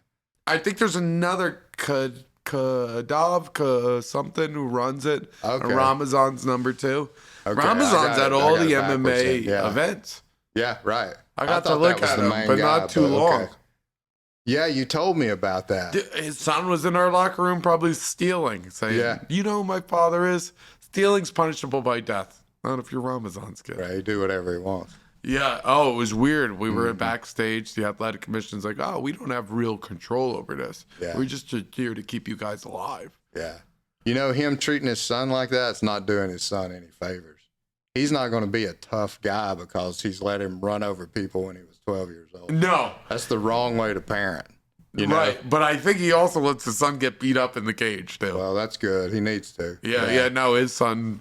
Yeah, I figured he picked like guys that would, his son could beat up, almost like he's being thrown easy matches. But if he's getting hard matches, good. That's no, I mean, like in the training room, I'm sure he's getting his beat up. I think Ramazan spars, but I don't think anybody beats him up. Right. Yeah.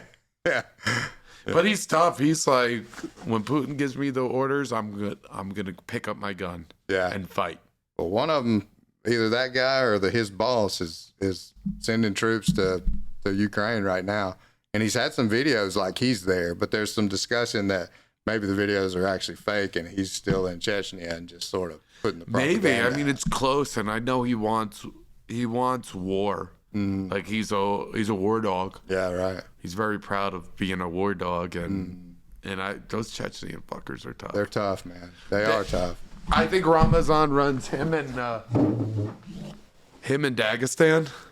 Yeah, which is where all the best wrestlers in the world come from. Well, they built a compound of when I was there was 14 compounds in Chechnya and Dagestan raising MMA fighters.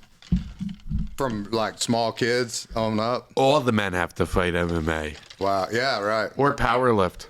Yeah, that's crazy. Yeah. So powerlift or MMA, huh? Yeah, we were in one of his hotels. Wow. Well, you know what's cool about it? We had like a water went out in our hotel. And like, hey, we went down to the front desk. Hey, there's no water. Yeah. And this was one of his personal hotels in his nicer areas in Grozny. Yeah. And they're like, the water's down in the whole city. There's Ahmed right there. Look through the window. He's working on it right now. So until he's done, nobody's getting water. Right, yeah. And it was like a fresh bay, and Yeah. he does good in a sense. Like, people don't understand there is a difference between a Muslim nation. It's a total Muslim nation. No booze. Girls running around in the fight. They all have to wear certain clothes, but everybody's just kind of got their place for a functioning society. Right. It's like, no, we don't look down on these women. They're goddesses. Yeah. And his wife was known for making fashion in the Muslim nation. It's just everybody's got their place. Yeah, right. It's kind of, probably more like we were 50 years ago or something. Yeah. It wasn't like the women were oppressed, but you would wake up in the morning and all the women would come out and just be in the city, dusting the city. Right. Like in their outfits, just dusting the city. Yeah. That's how they clean the streets. And stuff. Yeah. It was very clean, M16s everywhere, but everybody was nice. All the people who lived there were nice. Yeah. And they all watched like MMA. I got recognized out there. Yeah. That's awesome. I know, like, my son had a wrestling coach from Abkhazia, which is in that area. It's part of Georgia. So it's Georgia, Dagestan, Chechnya. They're all right in there, kind of the Caucasus Mountains. Yes, the Caucasus Mountains. Yeah. So this guy was on the Soviet national team back in when the Soviet Union before the fall. Right? Tough as fuck. Now he lives in Ohio and he coaches. So, Still tough? Still tough, and he's my age, but he still gets out there and wrestles with these kids. And he talked a little bit about growing up over there and how it was, and how big wrestling was at the time. That was before MMA, but wrestling was like everybody there did it, and because he was so good at it, he was like LeBron James of the time, But his Soviet national team, and then the Soviet Union fell apart, and his area, Abkhazia, was trying to, some of them were trying to fight the Soviets, so it was a civil war. Some wanted to stay under Russian influence and some wanted out.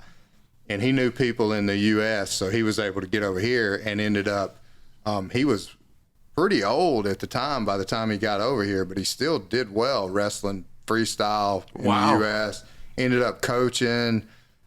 Coached at Ohio State as an assistant for a while, and Miron is his first name, Miron Karchalava. His son is the 165 for Ohio State right now. So keep your eye out for him. Phenomenal. Yes. Is this his first year competing? This year was his first, and how'd he do? I'm pretty sure he All-American. I can't remember how good. I think he might have got fourth, but he was up there. Wow. Yeah. So, and he's not a true freshman, but a freshman. So he's had 1 year, red shirt type year. Wow, that's amazing. Yeah, Miron was cool, but he would talk about how tough they were and growing up. And I remember his practices, we would drive up and we would do these camps, once every month or every 2 months. And it would be 6 hours on Saturday, 4 hours on Sunday, almost completely of drilling, like drilling a high crotch, but not just drilling where the guy just fell over like a fish. He would give you a little feel. You'd shoot your high crotch, and he would give you a little defense, and then you finished. And then he would do it, and you do like 10 of those, and you do 10 of something else, and something in sequence with that high crotch, all these different finishes for 6 freaking hours. They might go live the last 20 minutes of that whole 6 hours, And they took breaks every 2 hours or whatever. That's more of a European way. Yeah. That's what. Or Miron Russia said. does that more. They're more on the drilling. Yeah. America's more hand fighting and grinding. Apparently, we're like the most grinding wrestlers. Oh, we grind, yeah. And it was totally different because, like, my kid, and I'd watched this around here, his coach that he had as a youth was under Terry Brands, Yeah, I've heard of him. back in the day. And then I'd seen Dan Dennis when he was here, and it was just that Iowa grind, And Miron's was a total different kind of thing of, like, when we go live, we're going live 100%. It's going to be legit live. But we're only going to do 20 minutes of it a day. The rest of it, we're going to get perfect technique. And that was kind of the Russian system that he taught. It's a good system. Yeah, it was interesting to see. But he was so crazy. He was like, one kid was goofing off, and Miron was like, Jacob, how old are you? And he's like, I'm 16. And he's like, 16 years old, you can't drill 10 high crotches without making a joke with your buddy. You know, he's like, when I was 16, it was drill all day long or go work in the coal mine. Either that or we're killing your parents. Yeah, right, you know. Don't crack a joke. Yeah, Or break or cut your mouth speaking. This is serious business, you know. He was. Didn't your son make a joke there and they cut off one of your toes? Yeah, that's how I lost my toe, man. Your son made a joke around here. I never went back in Miron's room after he cut my toe off. You know? just pay attention, son. Yeah, just be good. Do what he says. Nah, he was cool, dude. That's such a treat to work with a foreign wrestler. When I was 17 putting up fences, there was one of like you said, a hero, a Turkish oil wrestler. Oh wow, yeah, that's pretty wild. I've seen that. He told me that I need to not go to college. I need to go to Turkey and oil wrestle. He said life isn't about security. Life is about taking risks and enjoying. Yeah. I didn't go to Turkey and oil wrestling. I got into MMA. He fought MMA too. He went 3-0. He's like, I don't feel like beating people's lives up. Do those guys make money doing that over there? Can they make money? He went to Canada to open a restaurant. And then he went to New Jersey to open, to work at a fencing company. Yeah. After the restaurant failed. Super smart, spoke 5-6 languages, but just wasn't the land of opportunity. Turkey. Right, yeah.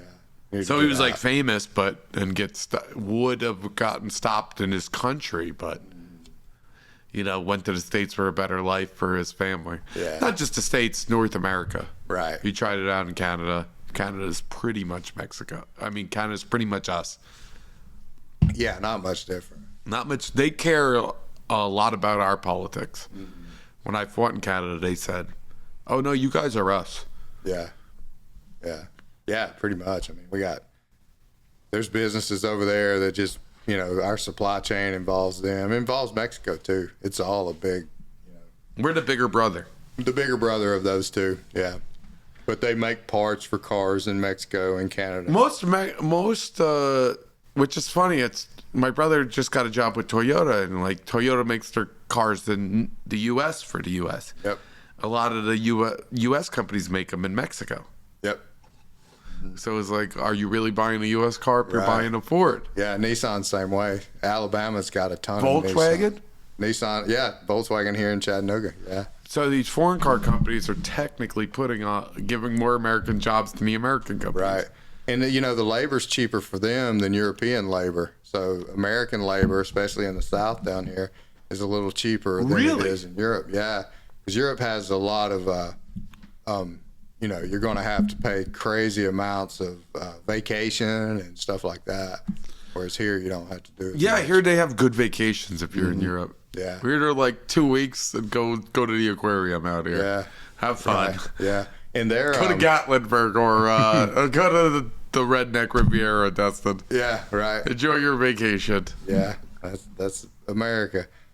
But yeah, the Europeans, I think as soon as you get hired on, you get like 3 weeks paid vacation. Shit. Yeah, so labor costs a little more over there than the U.S. But for us in America, it's a little more in the U.S. than it is in Mexico. So we send a lot of our stuff to Mexico, it's much more of a drop-off. Yeah. Europe, they pay way more money in gas, don't they? They do. They have crazy high gas taxes. Yeah. I think they pay by the liter. Yep. It's like equivalent, maybe like $1 cheaper than our gallon. Right, yeah. And it's not like super crazy. Yeah. Yeah. Yeah, all their gas is coming from Russia right now. So here's the big question, Are they going to keep financing the Russian war in Ukraine by buying the gas? Or are they going to not buy the gas? And if they don't buy gas and oil from Russia, Western Europe's going to go into a recession. So are they willing to go into a recession for a political statement? Or are they going to appease NATO? Yeah, right. Or are they just going to say, you know what? We don't care that much about Ukraine. We're going to let Russia have it, and we're going to keep our cheap gas coming So what's from Russia. going on over there in Russia and Ukraine? I know you've been following the war closely. Yeah, I like stuff like that. In my opinion, okay, there's always what they say on the news is what's happening, and Putin's deal is the Ukrainian people and the Russian people are the same people, and they need to be united. And there used to not be a Ukraine, and it was part of the Soviet Union, which is true. It was a vassal And half state. the country wants to be Half part the of country Russia. wants it. Whether that's true or not, I don't know, but that's what he says. So, but here's the deal. In any of those geopolitical things, I think always look where's the money coming from? What's the big driver of this? You know, it's never humanitarian, even though they always say it's about humanitarian. Because It's about money. honestly, our leaders are probably very similar to the crude Roman leaders. Absolutely, yeah. I was just thinking about this before. It hasn't changed. It's never changed. Human nature hasn't changed, and governments are about power, which comes through natural resources and finance. You know, finance is a more modern kind of thing, but it's finance and oil and land and food right now. So Russia has a ton of oil. They always have. They've been a big oil producer since before World War I, since when we started using oil. So anyway, they've shipped oil to Western Europe, oil and natural gas from the Cold War back, right? So there's all these old pipelines that come through Poland, Ukraine, any of those old Soviet vassal states that made up the Soviet Union, that when the Soviet Union fell and it became just Russia, they don't own anymore. Belarus, Ukraine, Poland, all that. But those have those pipelines in there. Poland was part of the Soviet Union. They were, yes. So actually, were they part of the Soviet Union? They might have been separate, but they were controlled by the Soviet Union. And I think they were part of it. But anyway. Yeah, they were dealing with Russia. Yeah. I mean, dealing with Germany coming in. Yeah. So you had all those pipelines running through there, and the Soviets and the Russians were pumping gas and oil to Western Europe through those pipelines. Now, when those became independent states, they were able to charge a transit fee to Russia. So now Russia wants to send its oil to Western Europe, Germany, France. They got to pay every country in between. They got to pay. Yeah, they got to pay Ukraine. So Ukraine makes money for nothing more than upkeeping some pipelines and oil running through there. They make a lot of money off of that. So does Poland. From back when it was these pipelines are older than the Soviet Union. Super old. So to get around that, Russia built what was called Nord Stream 1, which came through the that northern sea, the Baltic Sea, down to Germany. So it's underwater, comes from Siberia to Germany, pumps a lot of oil, but it's not enough to handle the volume that they need. So they're still using the old Ukrainian pipelines. They just built Nord Stream 2, never opened, but it goes to Germany. So Nord Stream 2 is built. If they got Nord Stream 2 up and running, the Ukrainian pipelines become obsolete. They don't need them anymore. Nord Stream 1 and 2 can handle the volume that Western we're not Europe going to pay your needs. tax. And then they're not going to pay Ukraine. So Ukraine will have empty pipelines, but there's other people that sell oil. There's Uzbekistan, there's Kazakhstan, all those countries around the Caspian Sea. They're all oil countries as well. So all they got to do is get their oil to Ukraine and move it through the pipelines to Western Europe, and now Russia has a competitor selling oil to Western Europe.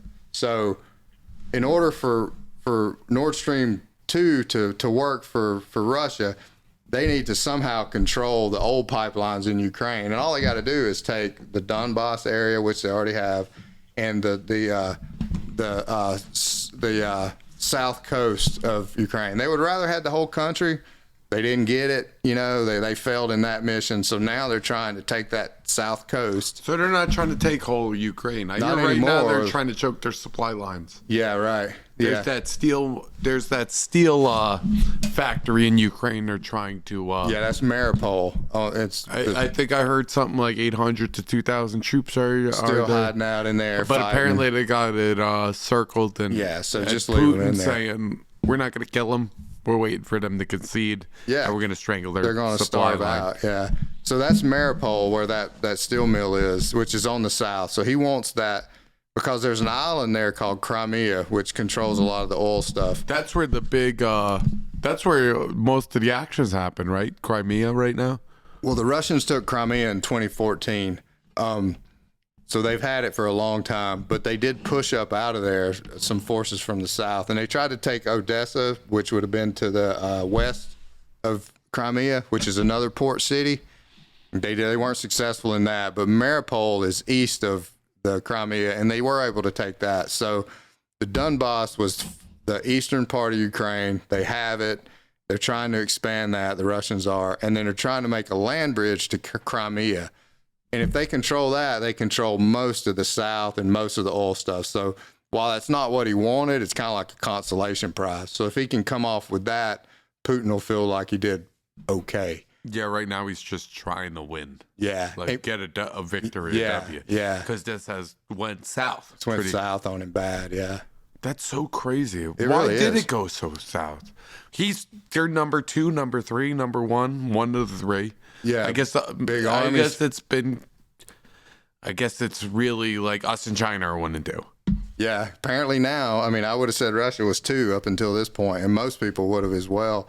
I think it was a combination of things. Where did you put us, behind Russia or ahead of China? No, we're so far ahead in this type of warfare. Nobody can touch us. We're so good at planning and combined arms stuff, where it's infantry, artillery, and air power. Nobody can touch us. So you're saying that I know our men aren't tougher anymore. No, they don't need apparently to be. we're getting. Apparently, I heard our new recruits are so soft from video games that their bone density is lacking. Yeah, that's just youth of today, you know. And I couldn't imagine a Chechnyan kid who has to fix his car every time it breaks down. He's tough as shit. He's tough as shit. I wouldn't want to catch him in a guerrilla You put manner. both those guys in here, and the Chechen kicks his ass all day long, every day.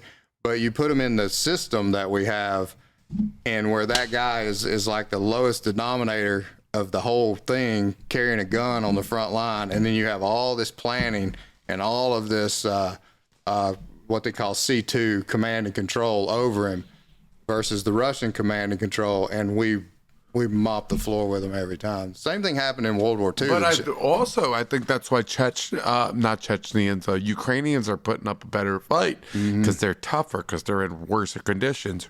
Yeah. Russia's not third world; it's first world. Ukraine is closer to third world, right? Yeah, it could be, and that's probably part of it. I think another part of it is that since 2014, when Russia invaded the Donbass and took the eastern part of Ukraine and Crimea, the Ukrainians have known the writing was on the wall that they were going to be invaded, right? That Russia really wanted the whole thing. So they were secretly planning? They've been planning, and they've been training with us. Like, their troops have been in Afghanistan with our troops. They've been in Iraq with our guys. They've learned our system. We've given them free weapons, you know, and training, and it's really and their SAM sites are proven very useful. Yeah, all the anti-air's proven to be pretty good. And on top of that, I think one of the largest things is that we're giving them all our intelligence for free. So, like, our NSA knows everything that goes on the internet and any kind of communications that they care to listen to. We're in everything.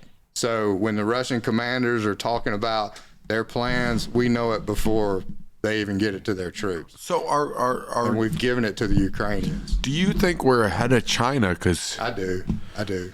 China just seems to scare the shit out of me and most of everyone. I mean, they're definitely. They got numbers. They have numbers. They got control. Yeah, I think the type of war we'll have to fight against them would be challenging, because it's island hopping in the Pacific. But it's tough, man. The U.S. what you see with the U.S. military right now is the most dominant military in the history. It's unbelievable how good we are. Technically, we're 2-2 in the last two wars. Well, that's because we got involved in nation building and occupation. When it just comes to going and kicking ass and leaving, you can't beat us. Yes. When we go and we try to, like, change their government into what we want it to be. Yeah, get the Amazon factories out there. That's where and then they realize, like, hey, the Taliban, let's just give them all the weapons. They'll let Amazon plants in here. Yeah. And that's kind of what's happening, because I remember in that speech after the Taliban one, they're like, oh, we are open to Western contracts. So it's like, oh, guess who's getting another fulfillment center? Yeah, right. They said that in a half-hour speech. They didn't really go into it. So it makes me think that the U.S. wanted the Taliban to win. They changed their mind during the Biden administration. Could have, yeah. They could have done it during the Trump, too. It could have been Well, he was wanting to get out. I mean, Trump was saying, we've been in here too long. Nothing is coming good of it, so let's get out. No, I'm sure his plan wasn't to arm them, though. Right, yeah. We left in a bad way. We left all our stuff over there. Yeah, quick. They're like, they won't turn out to work. They couldn't figure out how to work. Here's the thing, though. Again, follow the money. This is what my mind always goes to, follow the money. So we as taxpayers, we go, Jesus Christ, we left however many $1 billion worth of equipment over there. Think if you're the guy selling that equipment to the U.S. government, you're like, hell yeah, get rid of that shit because they got to buy it again.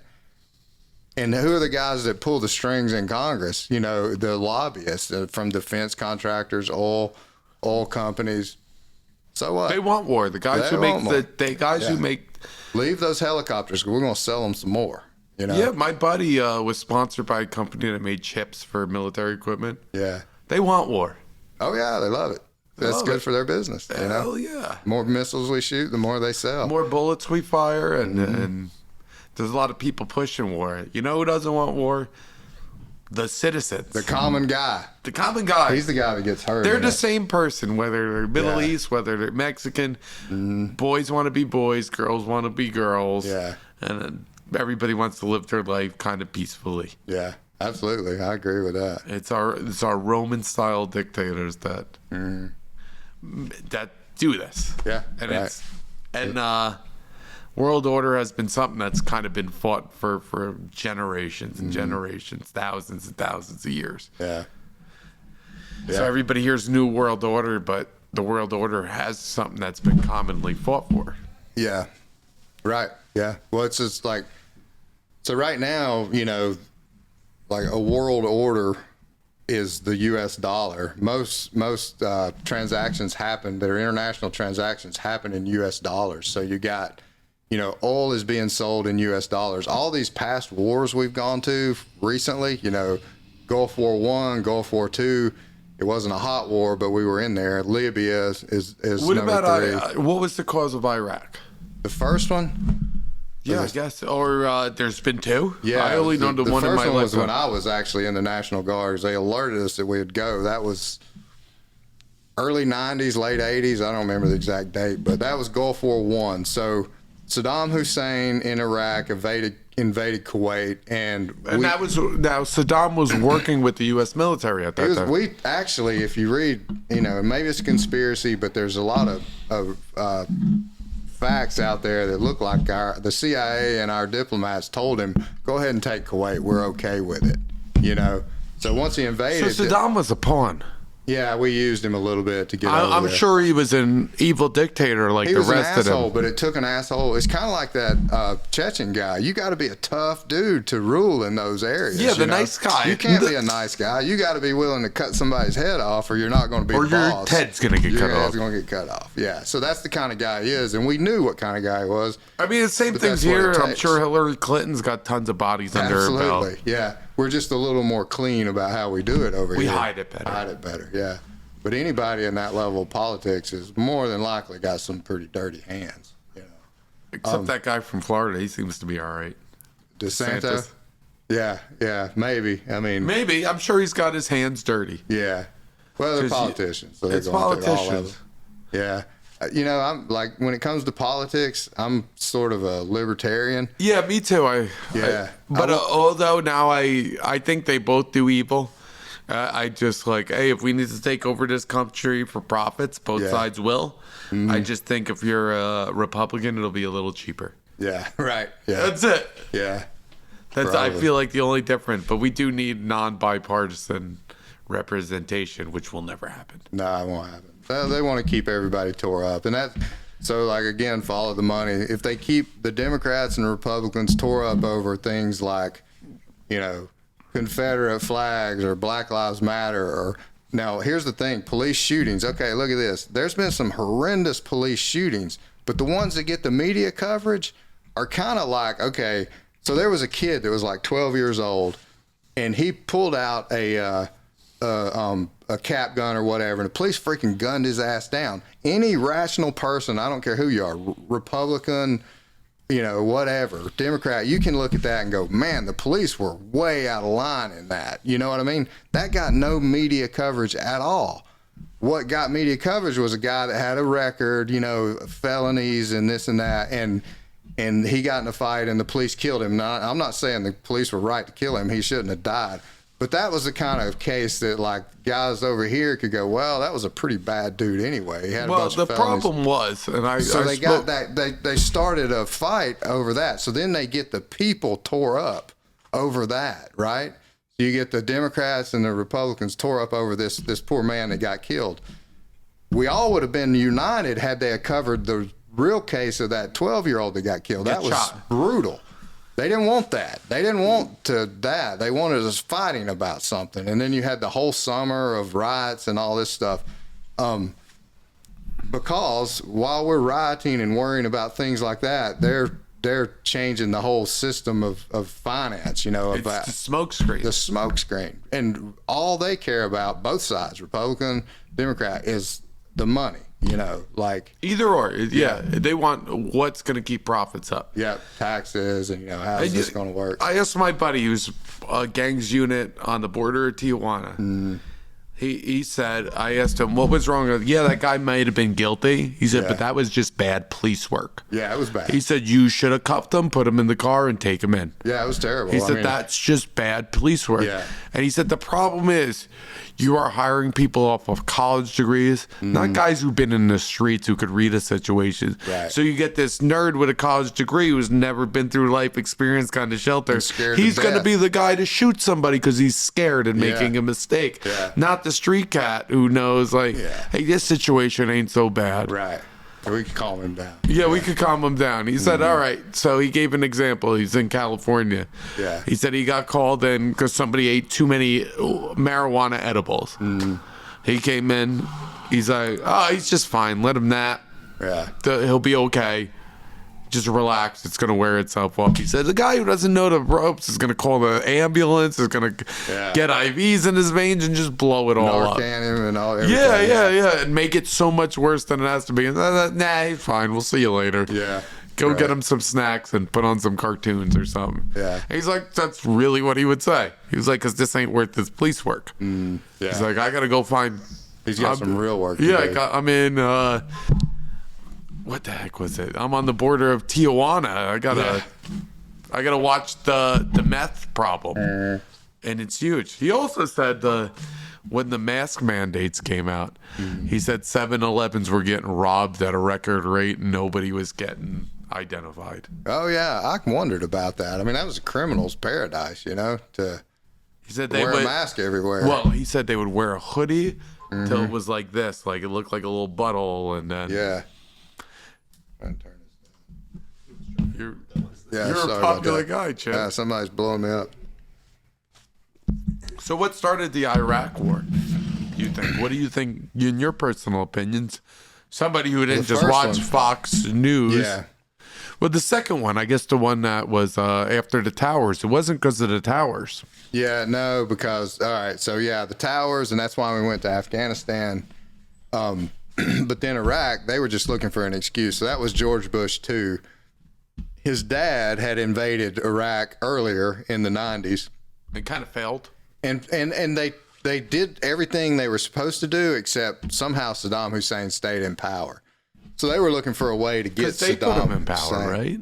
Well, we helped him along the way, but then we got pissed off at him for whatever reason. The U.S. Because we needed to get pissed off at him.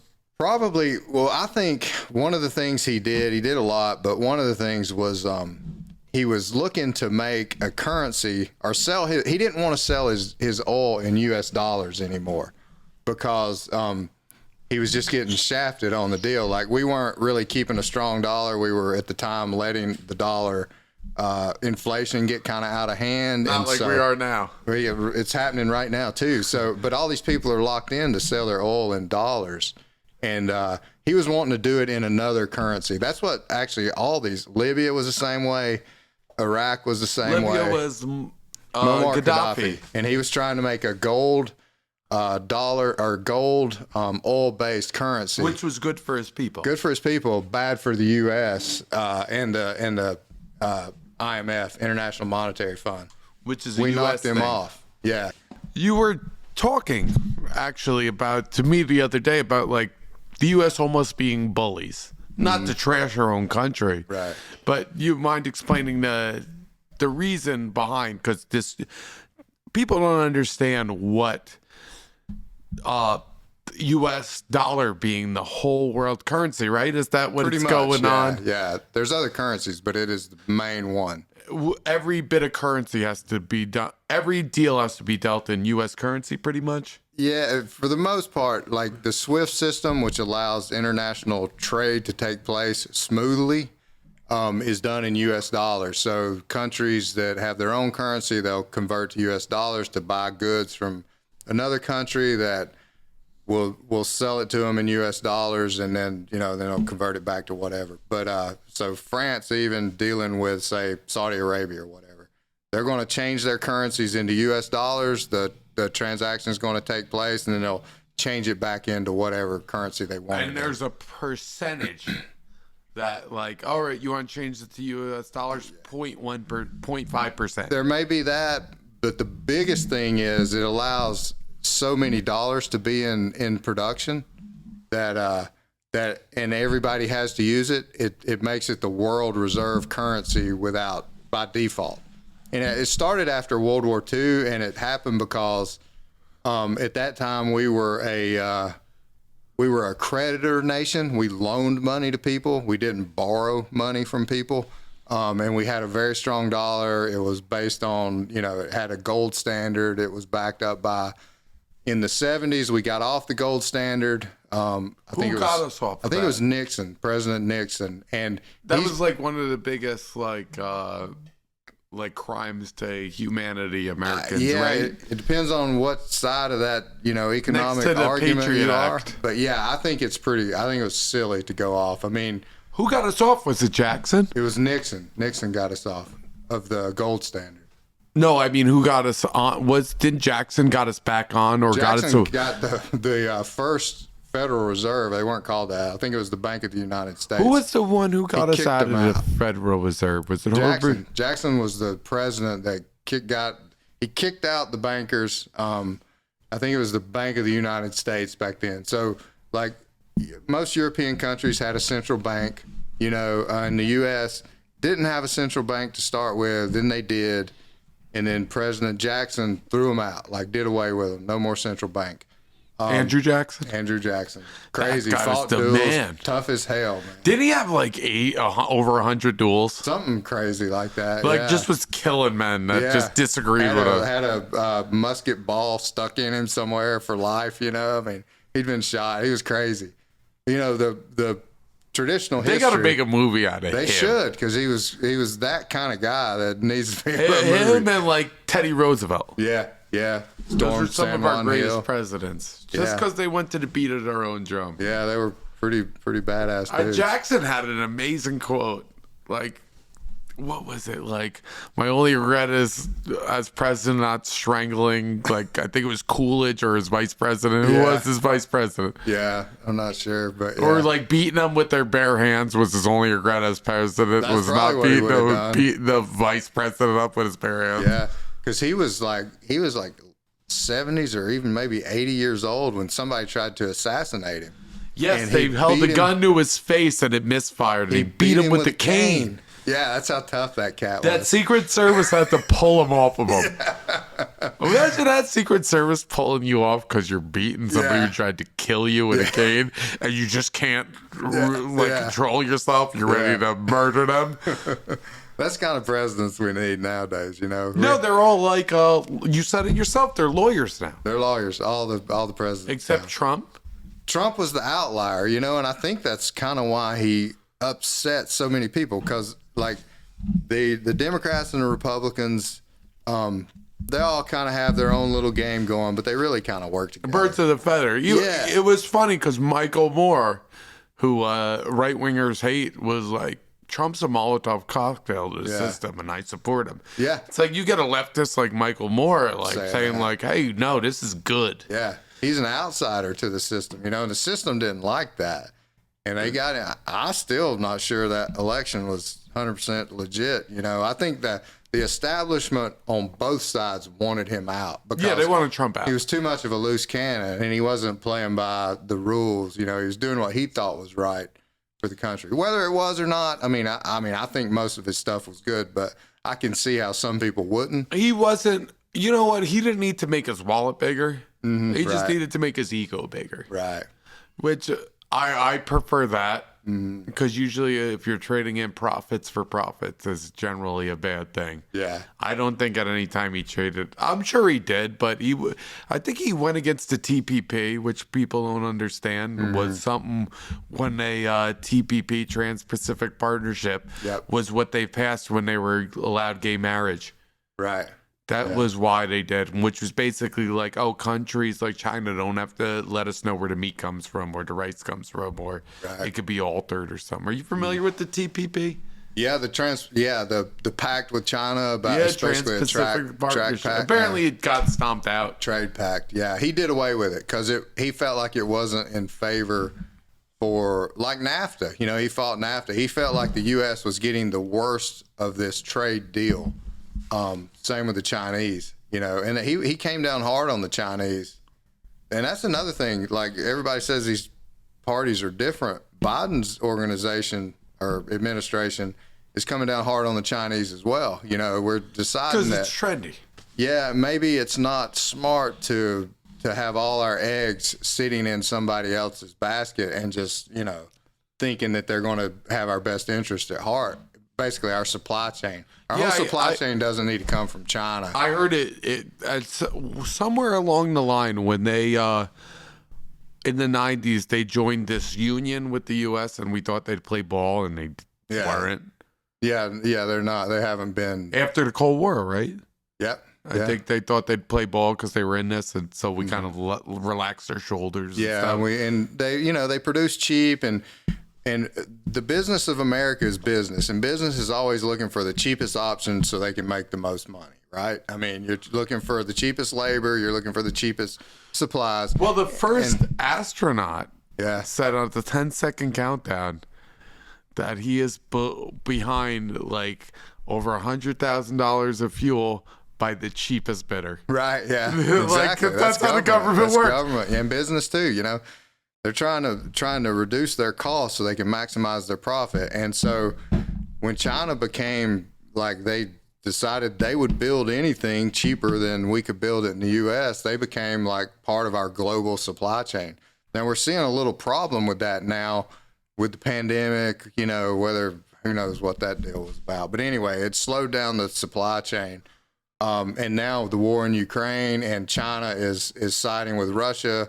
And they may even want to invade Taiwan, so now... why... So that brings me to this, which I wanted to get to. Why is invading Taiwan way more of an issue than the Ukrainian war right now? Even though our eyes are on the Ukrainian war, it doesn't really involve us. But China invading Taiwan... China invading Taiwan would be huge because one thing, almost all of our semiconductor chips, which everything needs now to run... is made there. So we don't, cell phones, all that stuff. All those chips are made there.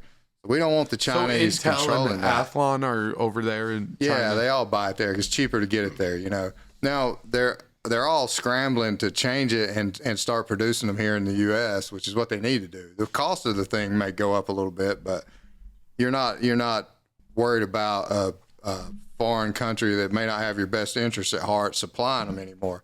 They even our number one fighter jet, like top of the line thing right now, is the F-35 whatever fighter jet. It's full of these chips that are made in China. So we don't really know what like I read a book. It's a fiction book, but it's pretty plausible that it could happen. That what's to stop China from hiding like a something that when it's hit with a signal, like when the radar from a Chinese aircraft hits that chip, that it doesn't start sending a signal back. So then they can have a homing device to bring their missile right into it. That was what the book was about. Now, is that really happening? Probably not. But still, you don't need... It could happen. So you don't really need to be buying all your chips from a foreign country that you're not really that sure about their allegiances anyway. Do you think there would ever be a war between us and China? Because Could I be. was always told that the eagle and bear don't fight because of China. Yeah. Like it's a rock paper scissors thing, and also China's the supplier, we're the consumer. Are you gonna really shoot your customer? Right. Yeah. And that's been the case. Is that why Taiwan's been so free for so long? Because we're Yeah, they want them though. You know, Taiwan was like owned by the British forever, and then now the Chinese want them back. why? Why do they want them back? I guess because there's a lot of manufacturing there, and traditionally it'd be like us saying, you know, say the Spanish took Florida in 1970, and it had been part of the United States, and we want Florida back. You know, same thing. Taiwan had been part of China; they want it back. Just like Crimea was part of Russia, but Ukraine wants it back. You know, it's traditionally been there. It's kind of strategically located. They need it, or it would improve their situation. So they want it. Plus, there's just a crap ton of manufacturing there. They want to get their hands on. Again, the money. You know. Taiwan's got a lot of money. Yes. Yeah. A lot of manufacturing there. It's interesting. It's like, what do you do when you're U.S.? We're protecting Taiwan right now. Yep. We have a pact with them. You know, kind of an alliance or whatever that we will protect them.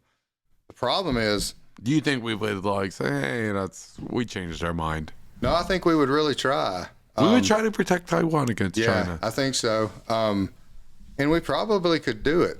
I hear the SAM sites are doing a good job of shooting down planes that come a little close. Yeah, probably so. Our air defense is phenomenal. Our air defense. Really?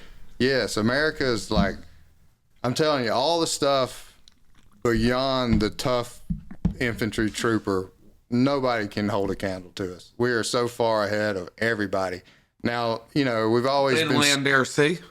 Yeah, even Now, land? sea's the problem with China because it's going to have to be a basically a naval fight, a kind of a Pacific and World War II type fight again. You know, And I hear their Navy's ramping it up. That they're more ramping boats it than up, but they can't touch us right now. I mean, they have. I don't know. They're building aircraft carriers, but at one point, just a few years ago, they had 2 aircraft carriers, 2. And not nuclear either, conventional aircraft carriers. The United States has 10 nuclear-powered aircraft carriers and probably double that of the Marine helicopter carriers. We can project force like nobody's business.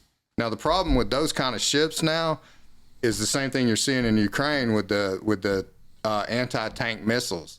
The tank is no longer the king of the land battlefield because one guy with a guided missile can blow it up. Yeah, they just park outside. Yeah. As far distance they can't hit. Yeah, so the same thing could be happening with ships where, you know, we do have all these aircraft carriers and we can force project with all that, but the Chinese have invested heavily in anti-ship missiles. How good are our defenses against those? We're not really sure. I bet they're pretty darn good because the U.S. defense industry, nobody spends as much money as we do. But we don't have the smartest people in that. Playing devil's advocate, of course, but most of the smartest people are in China, Japan, and India. Yeah, could be. I mean, they spend their The best doctors are Asian or Indian, which is Asian. right, and you're right. They're spending more on the STEM studies. You know. Well, we're also science. working on dumbing down our people, and I like their efficient way of like, let's find the right people for the right job. Yeah, yeah. And I think we're systematically just dumbing down our people to just vote Right. in the way they want. Not really. Our school's goals isn't to make the most intelligent people. Yeah. It's to make obedient workers. Obedient workers. It's been that way for a long Yeah, time. George Carlin spoke out about that. That he also spoke out about the pandemic 20 years before it happened. Yeah, yeah, Which is pretty amazing, but yeah. It is. I like some of his stuff. He's pretty.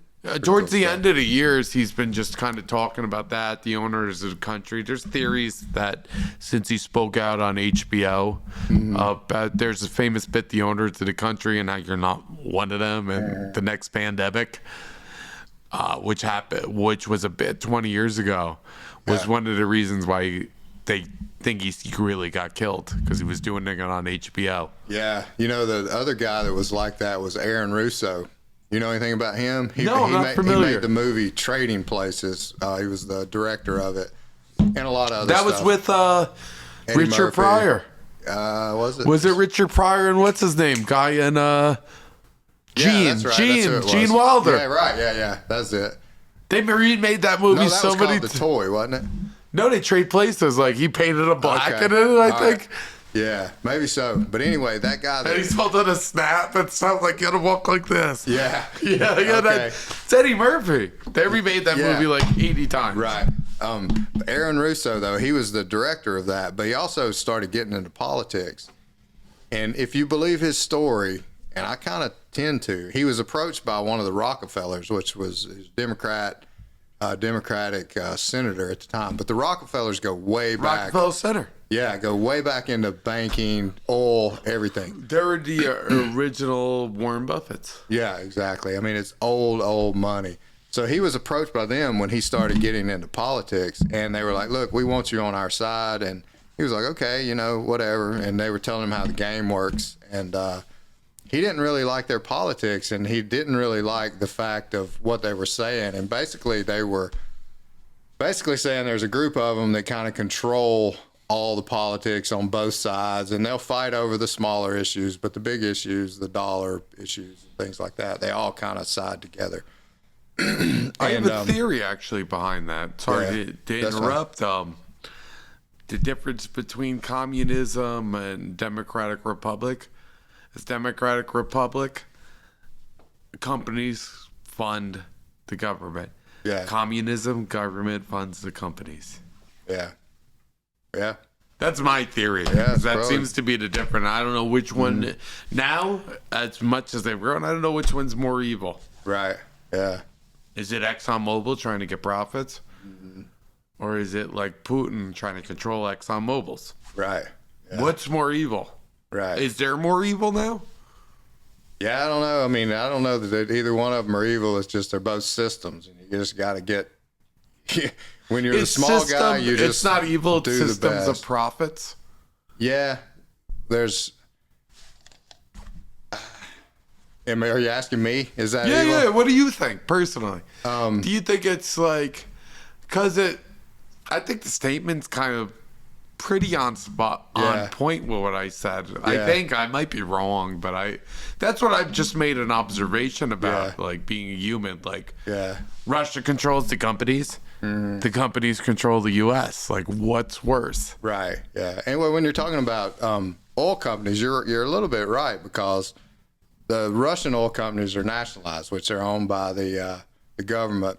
So if ExxonMobil or Shell or any of those publicly traded oil companies want to do business in Russia, which they do want to do, they have to play ball in that park a little bit, where they're allowing some national control over their stuff. Yeah, I mean, I don't look at it either one of those as evil, other than it's just the system we live in, and as an individual, you learn to do the best you can in the system you got. It's probably closer to the same thing more than they are different. Right. They're probably both just evil. Yeah. Yeah. It's just a different way of playing ball. Right. Is your Russian government going to look out better for you, or is your ExxonMobil going to look about better for the people? Probably neither. Well, ExxonMobil, and they'll tell you they're not. I mean, the job of a corporation is to get a return for its shareholders, and that's been the case for business forever. So they don't have, any, like now you start hearing them talking about green, environmental stuff. That's bullshit. It's bullshit. They don't care about nothing but profits. And honestly, I'm not saying that's a bad thing. You just got to realize what it is. But you're also trading in profits for profits. Yeah, right. Yeah. That's generally a bad deal. Yeah. So, yeah, I don't know. But, yeah. It's interesting, though. Yeah, it is. That was my honest observation. It's something I pulled out of my ass, but it was pretty good. Yeah. I'm generally pretty observant. Shut my mouth and look and listen and right. Like, realize it's all the same. It's the same theory. Like, So it was like my buddy Jesse Taylor told me. He says, no matter what happens, it's kind of always same in the end. All right, so you go into a fight. There's two options. You win, lose. Very so often, rarely, it's a draw. What's going to happen afterwards? Well, no matter what, you win or you lose or you draw, you're not going to be able to get to sleep. Whether you're too excited to that you won the fight or you're too disappointed that you lost the fight. No matter what happens, the same is going to happen. The sun's always going to rise. The moon's always going to show up. There's a theory I've heard that same happens in the end no matter what. Right. Yeah, I agree with that. That's actually a little stoicism. Like if you're into philosophy and stuff, Stoic philosophy, that's very stoic in that, you can only change what you can change, which usually involves the way you're looking at something. You can't change the outcome of that fight. You can't go back and say, well, I lost, but I really wanted to win. You can't change it, so all you can do is change what you're looking at, the way you're looking at it. So you can turn that loss into a positive and, and learn from it, So, yeah, and you might as well not spend any time ruminating, worrying about anything that happened in the past. You need to look forward and go from there, and that's kind of the Stoic philosophy. Kind of got off from geopolitics to no, and it's kind of like we really can't worry about what happens in the world. There's nothing we could change. We don't really have a place. Now we do have a place. Like I think we could have been tougher on mask mandates, and if we could have put our government a little more on that stuff. And in my opinion, some people thought the mask opinion was a good thing, but I think we have control in that aspect. But over everything, I guess that's what they want us to do. They want us to keep us worrying about this, so we don't have to worry about that. Don't worry about the big issues. Don't worry about the big issues. Worry about gay marriage. Yeah, right. We'll pass the TPP. Yeah. Right. They'll keep you tore up over those smaller issues, and then, they're worrying about the bigger issues. But we actually have something pretty unique in our country. Like we do have it's still definitely like the 10% control 90% of the population. Yeah. I think I might be pulling that out of my ass, but you're right. But we also have the chance to move up. Yep. That's something that's not in like most countries. If you're rich, the family's going to stay rich. We have a chance where you could break into that. That's right. I think, there's social mobility in America, probably unlike most. I don't know of any other place that you can do that. I heard now in Russia, like, people can, it's not just communism, there's a little bit of democratic republic where people can move up now, and it has evolved and changed. But in the U.S., you can move up. Yeah, you can. And that's usually when you have the better societies, where you can have where you can get rewarded for your hard work, or your smart work. Yes. It's more smart work than hard work now. Yeah, usually, Because we're kind of our society now is shifted through hard work and infrastructure. Most shit's already built. Right. So it's like, now it's the next end, the tech end, where people are getting richer. Yeah. Right, and it'll move to something else, here before too long. You had agriculture, and then you had the Industrial Revolution, and then you had the big tech boom of the 2000s. But you got financial geniuses like Bill Gates buying up all the farmland. Yeah, right. So it might be a little cyclical. Mm-hmm. Definitely. I remember seeing a guy on CNBC. What was that guy's name? Super smart. But he was saying, these last 20 years have been the year of the bankers. The next 20 years are going to be the year of the farmers. And they're going to make the big returns. Not that banks aren't going to make good returns, but farmers are going to make bigger returns. Banks will always make good returns. They'll always make money. They always have. It's been around since, whenever we went to fractional banking. And what's fractional banking? I'm unfamiliar with the term. So it's kind of the banking system we have here where You buy it was back in the 20s when you buy a stock at 10%. Well, no, it's like when you put so the bank makes money by loaning money, right?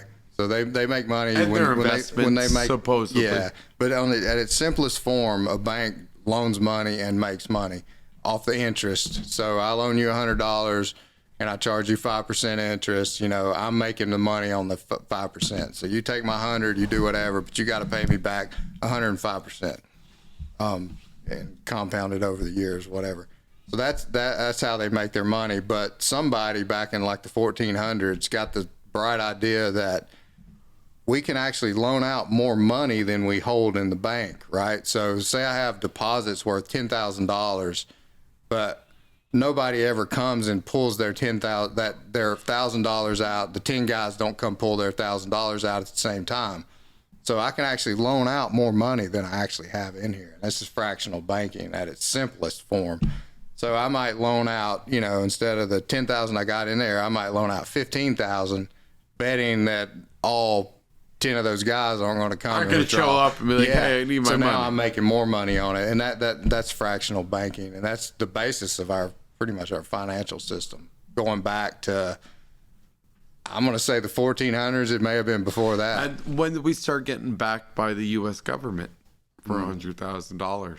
The FDIC stuff because probably early 1900s. It was probably during the Great Depression. And I'm pretty sure it was. So people were scared to keep their money in the banks because there were runs on the banks. People would go and withdraw all their money, and because they had done that, there wasn't enough money to pay everybody. So during when the Great Depression started, so the government started saying, okay, we're going to back your, even if the bank doesn't have that, we're going to back your deposits up to, what was it, 250,000 or something? I forget what it was. 100,000. The 100,000. Okay, so up to $100,000, the federal government will back it, just to make you more at ease with dealing with the banking system.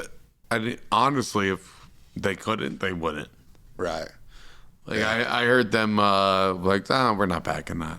Right. Like in recent years of monies and all that stuff going on, I heard the bank's not backing it. Don't trust the banks. Yeah. Yeah, I mean, you never know. I mean, we take it for granted now that it's always going to be there, but in the past, there were runs on banks, and banks went bankrupt, and they didn't pay their guys. People lost money, serious money. So it's hard to, it's backed by the federal government, but I don't trust them. I don't trust them either. But I'll tell you, out of all the other countries in the world, this is probably the one you still want to live in. What I mean? Yeah, 1,000%. As far as the rule of law, and you can upward mobility and that type of thing, you can do it. You can still do it. Yeah, you can achieve. It's up to you. 1,000% in this country. It's up to you. I mean, it's still the system's game to the guy that starts a little ahead. Obviously, it always has been. But in the U.S., it's still a meritocracy where if you're smart and you can make it work, and you're an entrepreneur and you got good ideas, you can make it happen. So this like system that just like kind of molds people, the smart people will kind of prevail from the mold. Yeah, I think so. Yeah, I think so too. Mm-hmm. I think you tell everybody follow the mold. It's the one black sheep, which is gonna. Yeah.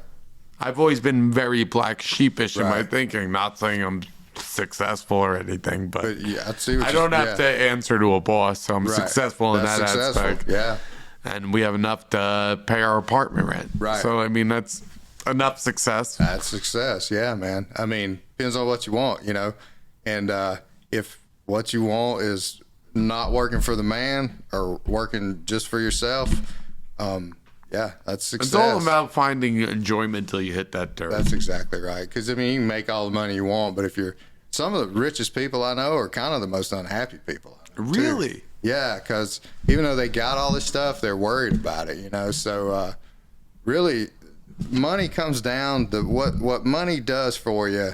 The two biggest things is good health care and education if you want it. And other than that, just having enough is plenty. You can be just as happy as Warren Buffett if you have enough. You know what I mean? Where he's a little ahead of the rest of us is he can get the absolute best health care, and he can send his kids to the best school, or he can get the best education, when he was younger.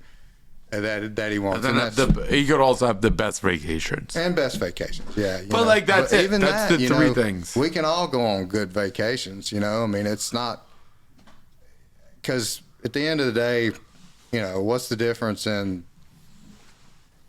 it's kind of stoic, like be happy where you're at. I'm honestly more happy coming in here rolling jiu-jitsu every day or doing some striking than I would be going to some island somewhere, and laying on the beach. So it's you'd rather be out here hanging out with combatants, right? Being a part of a fight camp, exactly. So it's and being a real help to a fight camp because you're skilled enough to fight. Yeah, it's not like, oh, you're the guy. He sponsors and we lose to him. No, Chip will beat your ass if you don't. No, I'd rather get my ass kicked, unless I can actually pull it out. So, but yeah, that's. So it all kind of depends on. Those are the two big things for money: healthcare and education. It is honestly healthcare because I got some health issues I should probably fix, and I'm like, when we get there, we'll fix them. Right. When we figure out this insurance issue, we'll fix them. And if you're Warren Buffett, you'd go ahead and pay cash and have it fixed right now. So that's the one place. I would have the robot sent to me. It must be nice. Right. Yeah. So is there any investments you would say you would be looking for, what you should do? I know you are you into crypto at all? I am into crypto a little bit, but I wouldn't suggest it as an investment that anybody's putting anything more than they can afford to lose. Because I heard this year everybody took a beating on it by my CPA. Yeah, probably. Yeah. It's a gamble. I think it's here to stay, but it's still a gamble. And even though that it's here to stay, it may not ever go up again. And there's no way to judge it whether it will go up or not. So as a gamble and putting a little bit in, I think it's a good thing. But as far as an investment, I can't say it's a sound investment because there's nothing to grade it on. Like when I look at a company, I can say, okay, this company's profit is X. Its sales growth projections are this. It looks like, it's selling now at a price to earnings of 10, which is a really good price. That's a good buy. So, you can't do that with crypto, whereas you can with stocks. It's faiths and ones and zeros, correct? Yeah, right. The order of ones and zeros. And money's a little bit more tangible. Yeah. That's why I think copper is the way to go. Copper is a commodity, and you can probably do pretty well because everything's going electric. Everything's going electric. Whether we have the infrastructure or not, we're going to try our best. Yeah. I think copper is... Well, people are like, oh, crypto's the same as gold. I was like, no. At the end of the day, we can melt gold down and conduct electricity. We could do that with silver. We could do that with copper. Crypto, not so much. You can't do anything with crypto unless... I understand it has some utility. Yeah, it has a utility in the fact that, people are buying into the hype right now, and they may continue. And it does have a potential... utility in a means of transactions, like money, digital money. Yeah, but can't the U.S. government be like, well, here's the thing. Fuck this. Yeah, they could be. But the fact they've let it go on this long, this kind of conspiratorial or whatever, so it's probably BS. But the fact that they've let this go on, because money says this is legal tender in the U.S., and this is the only thing you can use to settle transactions. That's the U.S. dollar in the U.S. But all of a sudden, they're just okay with this cryptocurrency that you can buy and sell things with. That's pretty odd if you really look into it. Yeah, because the U.S. doesn't want anybody buying oil in pesos. Right, exactly. So the fact that they're allowing it almost makes me think that Bitcoin and Ethereum and all that is just a trial run for whatever digital dollar they have coming down the road. Now, in the story, the creation story behind Bitcoin is this guy named Satoshi whatever, Nakamoto or whatever, invents this thing in his mama's basement or whatever. Come on, man, this is some high tech crap. This wasn't one guy that came up with this. On one computer, on one laptop. Exactly. It's probably the NSA or the Federal Reserve or some government entity that or a group of financial backers. Yeah, could be that. Could be criminals. Who knows? But anyway, the U.S. government, the fact that they haven't said, okay, you can't use this as legal currency tender in America, tells me that they're interested in it. Because here's the thing, like right now we can pay cash for things, and it's kind of under the radar. We can't really be taxed on it or whatever unless we report it. Yeah. Once everything goes digital, man, they know exactly what you bought. They know exactly what you sold. And now they got a record of it, and you can be taxed on everything. Everything. So, it's a Ponzi scheme. Yeah, so in my opinion, crypto is actually a potentially a construct of some government or some financial, governing body. Do you think it'll take off? Yeah, I think we'll all be digital before it's over with. And but do you think it's going to be the Ethereum, the Bitcoin, that's the thing. Litecoin? Who knows? But it's that blockchain technology that's behind all of them. It's going to be something like that. Yeah, it probably won't be one of the off brands though. No. Probably not. No, I bet that the U.S. government would, or any government, would let something be more than their currency. Is like, right. And the thing is, it can't fluctuate. If we're going to use it for day-to-day transactions, the value of the dollar moves, but it moves in these fractional amounts. Yeah, like we compete with Canadian money a lot. So Bitcoin moves in these massive 20, 40. You can't have that. My theory is that in order for it to work, it's got to come down again. It's got to crash for everybody to buy in. Yeah. In order for the theory to work. Yeah. It's got to come low enough that my mom's like, all right, now it's down to $100. I'll buy a couple just in case it goes up. Yeah. But not everybody's going to buy in right now at the hype. Right. It's got to come down for it to work. I think all of them are like, and this is just an opinion. It's not any kind of. Because we're living in an unprecedented times. Yeah, What's happening right now with the real estate, with everything, is nothing. I can honestly say what this world's seen before right now with the pandemic, since the Black Plague. Right. Unless we could track things. Yeah, the pandemic of the. What was it, 1913? That one was pretty bad. So these pandemics have happened in the past, but this is definitely it's overhyped. Definitely overhyped. Yeah. The fact that they put out a pandemic special 6 months before it happened, and nobody knew what the word fucking meant on the middle of Netflix. It means it was obviously moves in place, and apparently John Hopkins had a meeting about this, and it was supposed to happen in 2025. Yeah. They just got it a little early. Yeah, they got a little early, and they released this vaccine. I think that's killed some people. My dad being one of them. Follow the money, man. I mean, so you take a vaccine. Pfizer has record profits for killing people. So, you got a vaccine. You got a virus that can kill some people, but so can the flu. So could the flu. So could not taking care of yourself. Yeah, so right. Exactly. There's a lot of other ways to die besides. And your COVID. wife had it pretty good. She had it bad. It almost she was killed healthy her. too. Very healthy. So, there's those outliers. So I'm not discounting that the virus was bad. It was bad, but the fact that there was a vaccine so fast and so questionable about is how effective it is or whatever. Again, it's follow the money. The pharmaceutical companies got big lobbyists in Congress, so they push this thing. They're making tons of money. And then they didn't even do the proper tests, which I think. Yeah, the test was the actual vaccination of the public. Yeah, it was. It's kind of crazy. My pop died after getting vaccine. My buddy's dad died after getting vaccine, who was healthy and had all health issues. Yeah. It's kind of fucked up what they did, the U.S. government. I agree. And my kid, he's freaking as healthy as you can be at 19 years old, college wrestling, had to get a vaccine because of the school he goes to. And had heart palpitations or whatever. And he was one of 3 wrestlers on the team that had issues with the vaccine.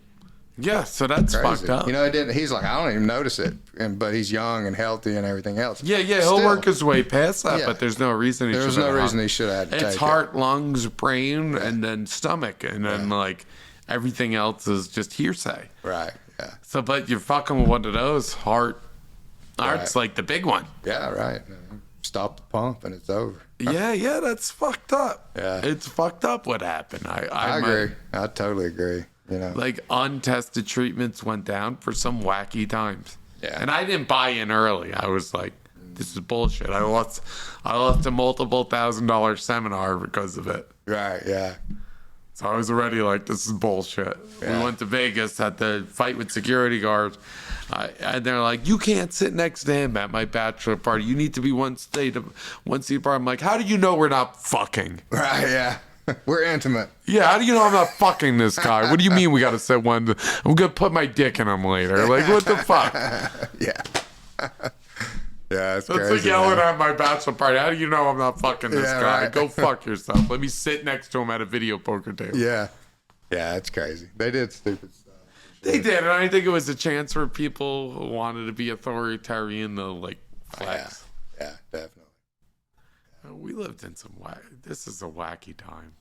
You're an investor, right? I'm an What do you investor, like yeah. to invest in? I'll tell you, man, when I invest in my own money, I invest in S&P 500 index funds and or other index funds, either the total market fund like Vanguard Total Market Fund or Vanguard Total Market Fund International. What is Vanguard? What's Vanguard? mean? Vanguard is a ETF, exchange traded fund or a mutual fund company. So when I'm saying a S&P index fund, there's a bunch of stocks. There's 500 stocks in the S&P index, right? Wow. And these are the five. S&P 500. The S&P 500. So that's like So they lose and gain stocks as they drop. Yep, they are certain. Like Woolworth was at the S&P 500 and it fell off. Yeah, when they quit meeting certain criteria, they'll drop them off, and when they become certain criteria, they pick them up. Like Tesla got picked up like last year because it met a certain criteria. It's a blue chip. S&P 500 is blue chip. Yeah, they're blue chips. You know, so when people ask me what should they invest in, I always say S&P 500 because that's what Warren Buffett says. Like few people, and I can't do it. Warren Buffett did in his past. He could pick individual stocks very well and do well and beat the market, with the market being maybe the S&P 500 or the total market, whichever way you want to look at it. Very few people beat it. You know, they might beat it once with a stock pick, but over the course of years, they usually do worse. So it's hard to beat the market. So in saying all that, I tell people buy the S&P 500, which SPY would be the call sign, the call letters, and you will match the S&P 500. You'll get paid the dividends, you know, whatever it is right now, 2-something%. And then the stock will rise or fall based on the S&P 500 index. But since it's proven that it's hard to beat the index, that's your best bet. And just hold it long term. Don't sell it. Don't buy it. Don't sell it. Don't keep selling out of it and then buying it again. Keep buying it. As you get extra money, just keep buying. Reinvest your dividend. Reinvest your dividend. As you get extra money, buy it. So yeah, the total market, one that's the total market with a little bit of international exposure, and the S&P 500. Those are 3 ETFs that I recommend everybody buy. And I say ETF because they have less. You pay less of a fee over a mutual fund. Like a mutual fund, you're going to pay, you know, maybe 1% or a little less than 1% for somebody to manage it. Yeah. And the ETFs don't have. I've heard people losing on mutual funds. Yeah, the fees can eat you up a little bit. And even if you win, you don't win as good as if you just held those stocks individually or if you just held an ETF. Yeah. Mutual funds were the first kind of vehicle like that where you could invest like a big. But you don't always win off a mutual fund, but you always pay. You always pay, that's right. But you will usually win. Like the stock market. I had a buddy lose a ton on a mutual fund, cashed out. Yeah, well, he cashed out at the wrong time. See, if he'd have held, he would have won. He cashed out before it kept declining. It was around 2010, 2011. Yeah, that was the worst time. So he cashed out, and his dad said, keep it. Yeah. And his dad crashed. Probably went up now, but yeah, it's way back. It's he said, beyond where it was. cashed out. He's like, I lost 1,000. Said, fuck this, and pulled my shit. That's the thing. You got to have discipline. Like, that was a really weird case because it was almost as bad as the Great Depression from the 30s, but it was what they call the Great Recession. Stock market lost over 40%. It was like almost half, like 45%, which is unheard of. And that's the whole stock market. It's kind of happening right now a little bit. It could happen again. I noticed all the stocks are down. They're down. Gradually growing down. And, you know, we got a lot of issues in the world right now, inflation being one of them. But here's the weird thing about inflation. If you own assets with stocks, they keep up. Yes, they move up with inflation. So you own a building like your building. It's not necessarily a bad thing to own assets with inflation going up because the price of your building is going up. What's bad is to hold a bunch of cash with inflation going up, because especially buying power, now we all have more cash than ever in our bank account. Yeah, supposedly. Right. Mine's in this building, which is better, or in stock. That's better. Yes, it's better because Coca-Cola will always rise with the times. More than likely. And it's 53 cents a dividend share. Yeah. Quarterly. So so that's a good one. You know, it's in S&P 500. Owns number one share, Berkshire Hathaway. Yeah. It's like almost whatever Warren Buffett does, do. Yeah. And he talks about Coca-Cola, no matter what, those prices of those cans are going to raise up a couple cents a month. Yeah. A couple cents a year. He's going to make more money every year. Yeah, and it's one of those things, people like it, so they're going to buy it. You know, they got a good product. It's worldwide. People are going to buy it. He always shied away from tech stocks, Warren did, but the guy that's kind of running the company now convinced him to buy Apple. And I think he's like probably the largest shareholder in Apple right now. So I'll tell you what, it's like, I think it's buy the legal drugs. Yeah. Coffee, you just put hot water over it. It's $5 now. Yeah. Right. Yeah. Yeah, you buy it at Starbucks, it is. Red Bull, legal drugs. Legal drugs seem to be the best. You're right. Seller, legal drugs. Yeah, I've always heard that with like alcohol. It, sales go up when other things go down because times are stressful, so people actually go and drink. There was a theory too. Also, you could tell the economy is doing by the price of a pizza. Yeah. You ever hear that? I never heard that one, but it makes sense. That's something that could feed a middle class family one pizza. Mm-hmm. So to tell like where it is, the sales of pizza and prices of pizza. Yeah. When they told me that in college. Yeah. I couldn't quote anything. Yeah, makes sense. It does. But yeah, I always, S&P 500 index funds or total market index funds. What do you think about precious metals right now? I shy away from them, man. Now, I have some, but the thing is that, central banks, they buy precious metals, but they also kind of manipulate the price of it. So as the regular guy on the street, you're never really going to do anything other than hold your value. Is it better than just holding cash? Yes. But is it better than a stock and a company that's actually producing something? Not in my opinion. Maybe, but we couldn't take $1 and conduct electricity out of it. Right. You're right. That's the only thing I see is there's tangibles like it actually has a functional utility use. It does. Which they say Ethereum does, but if we didn't have copper or silver or gold behind it, nothing would ever work. Right. So I think copper's the wave of the future. Copper is. I want to wear a copper suit. Yeah. Maybe you want to get one. We'll call ourselves the Coppered Spaniels. Right on. Let's wear some copper suits, have some 4-finger reeds with copper. Yeah. Commodities. Yeah. That's good. It's like, hey, you want to conduct off me. Right on. I think that's where it is. Yeah. Yeah. Could be. I mean, everything's going electric, so gonna have to have copper. I don't think we have enough precious metals to update, but I think we'll try in order to keep hydrogen off of the hydrogen people off our back and the fuel source. Yeah. Hydrogen, that's a viable one too, I mean, I think we went electric before that. Yeah. Well, electric seems to be winning out right now. I know, and I think we should have went DC instead of AC. We should have went Tesla. Yeah. Instead of Edison. Yeah. Yeah. Yeah, there's arguments for both, but that turned out, that argument back then, Tesla versus Edison, it was just a marketing thing. It was. Edison was better at marketing. Tesla was actually probably the smarter guy with the better It was like, ideas. let's pull electricity from air. And I think about like aliens, if there's another planet running off of DC instead of AC. Yeah, Like, where are they? right. They could have chose a whole different thing. Yeah, Because everything's all kind of the same, but what we do with it. right. Well, Chip, thank you for having you on. Yeah, man, I enjoyed it. That was fun. Anybody you want to give us shout out to?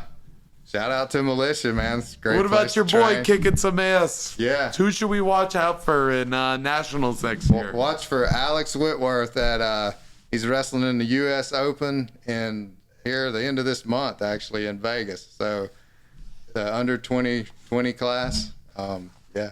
Oh, he's under 20. Yeah, so he'll be wrestling for Harvard So if Wrestling you got Club. some money betting on him, that's our show pony right there, Alex right. Whitworth. He's up and coming. Thank you, Chip, for coming on. Anybody else you want to thank? Yeah, thank you, man. Thanks for having me on. Yeah. It's been fun. Awesome to have you, Chip. Everything I expected. Cool.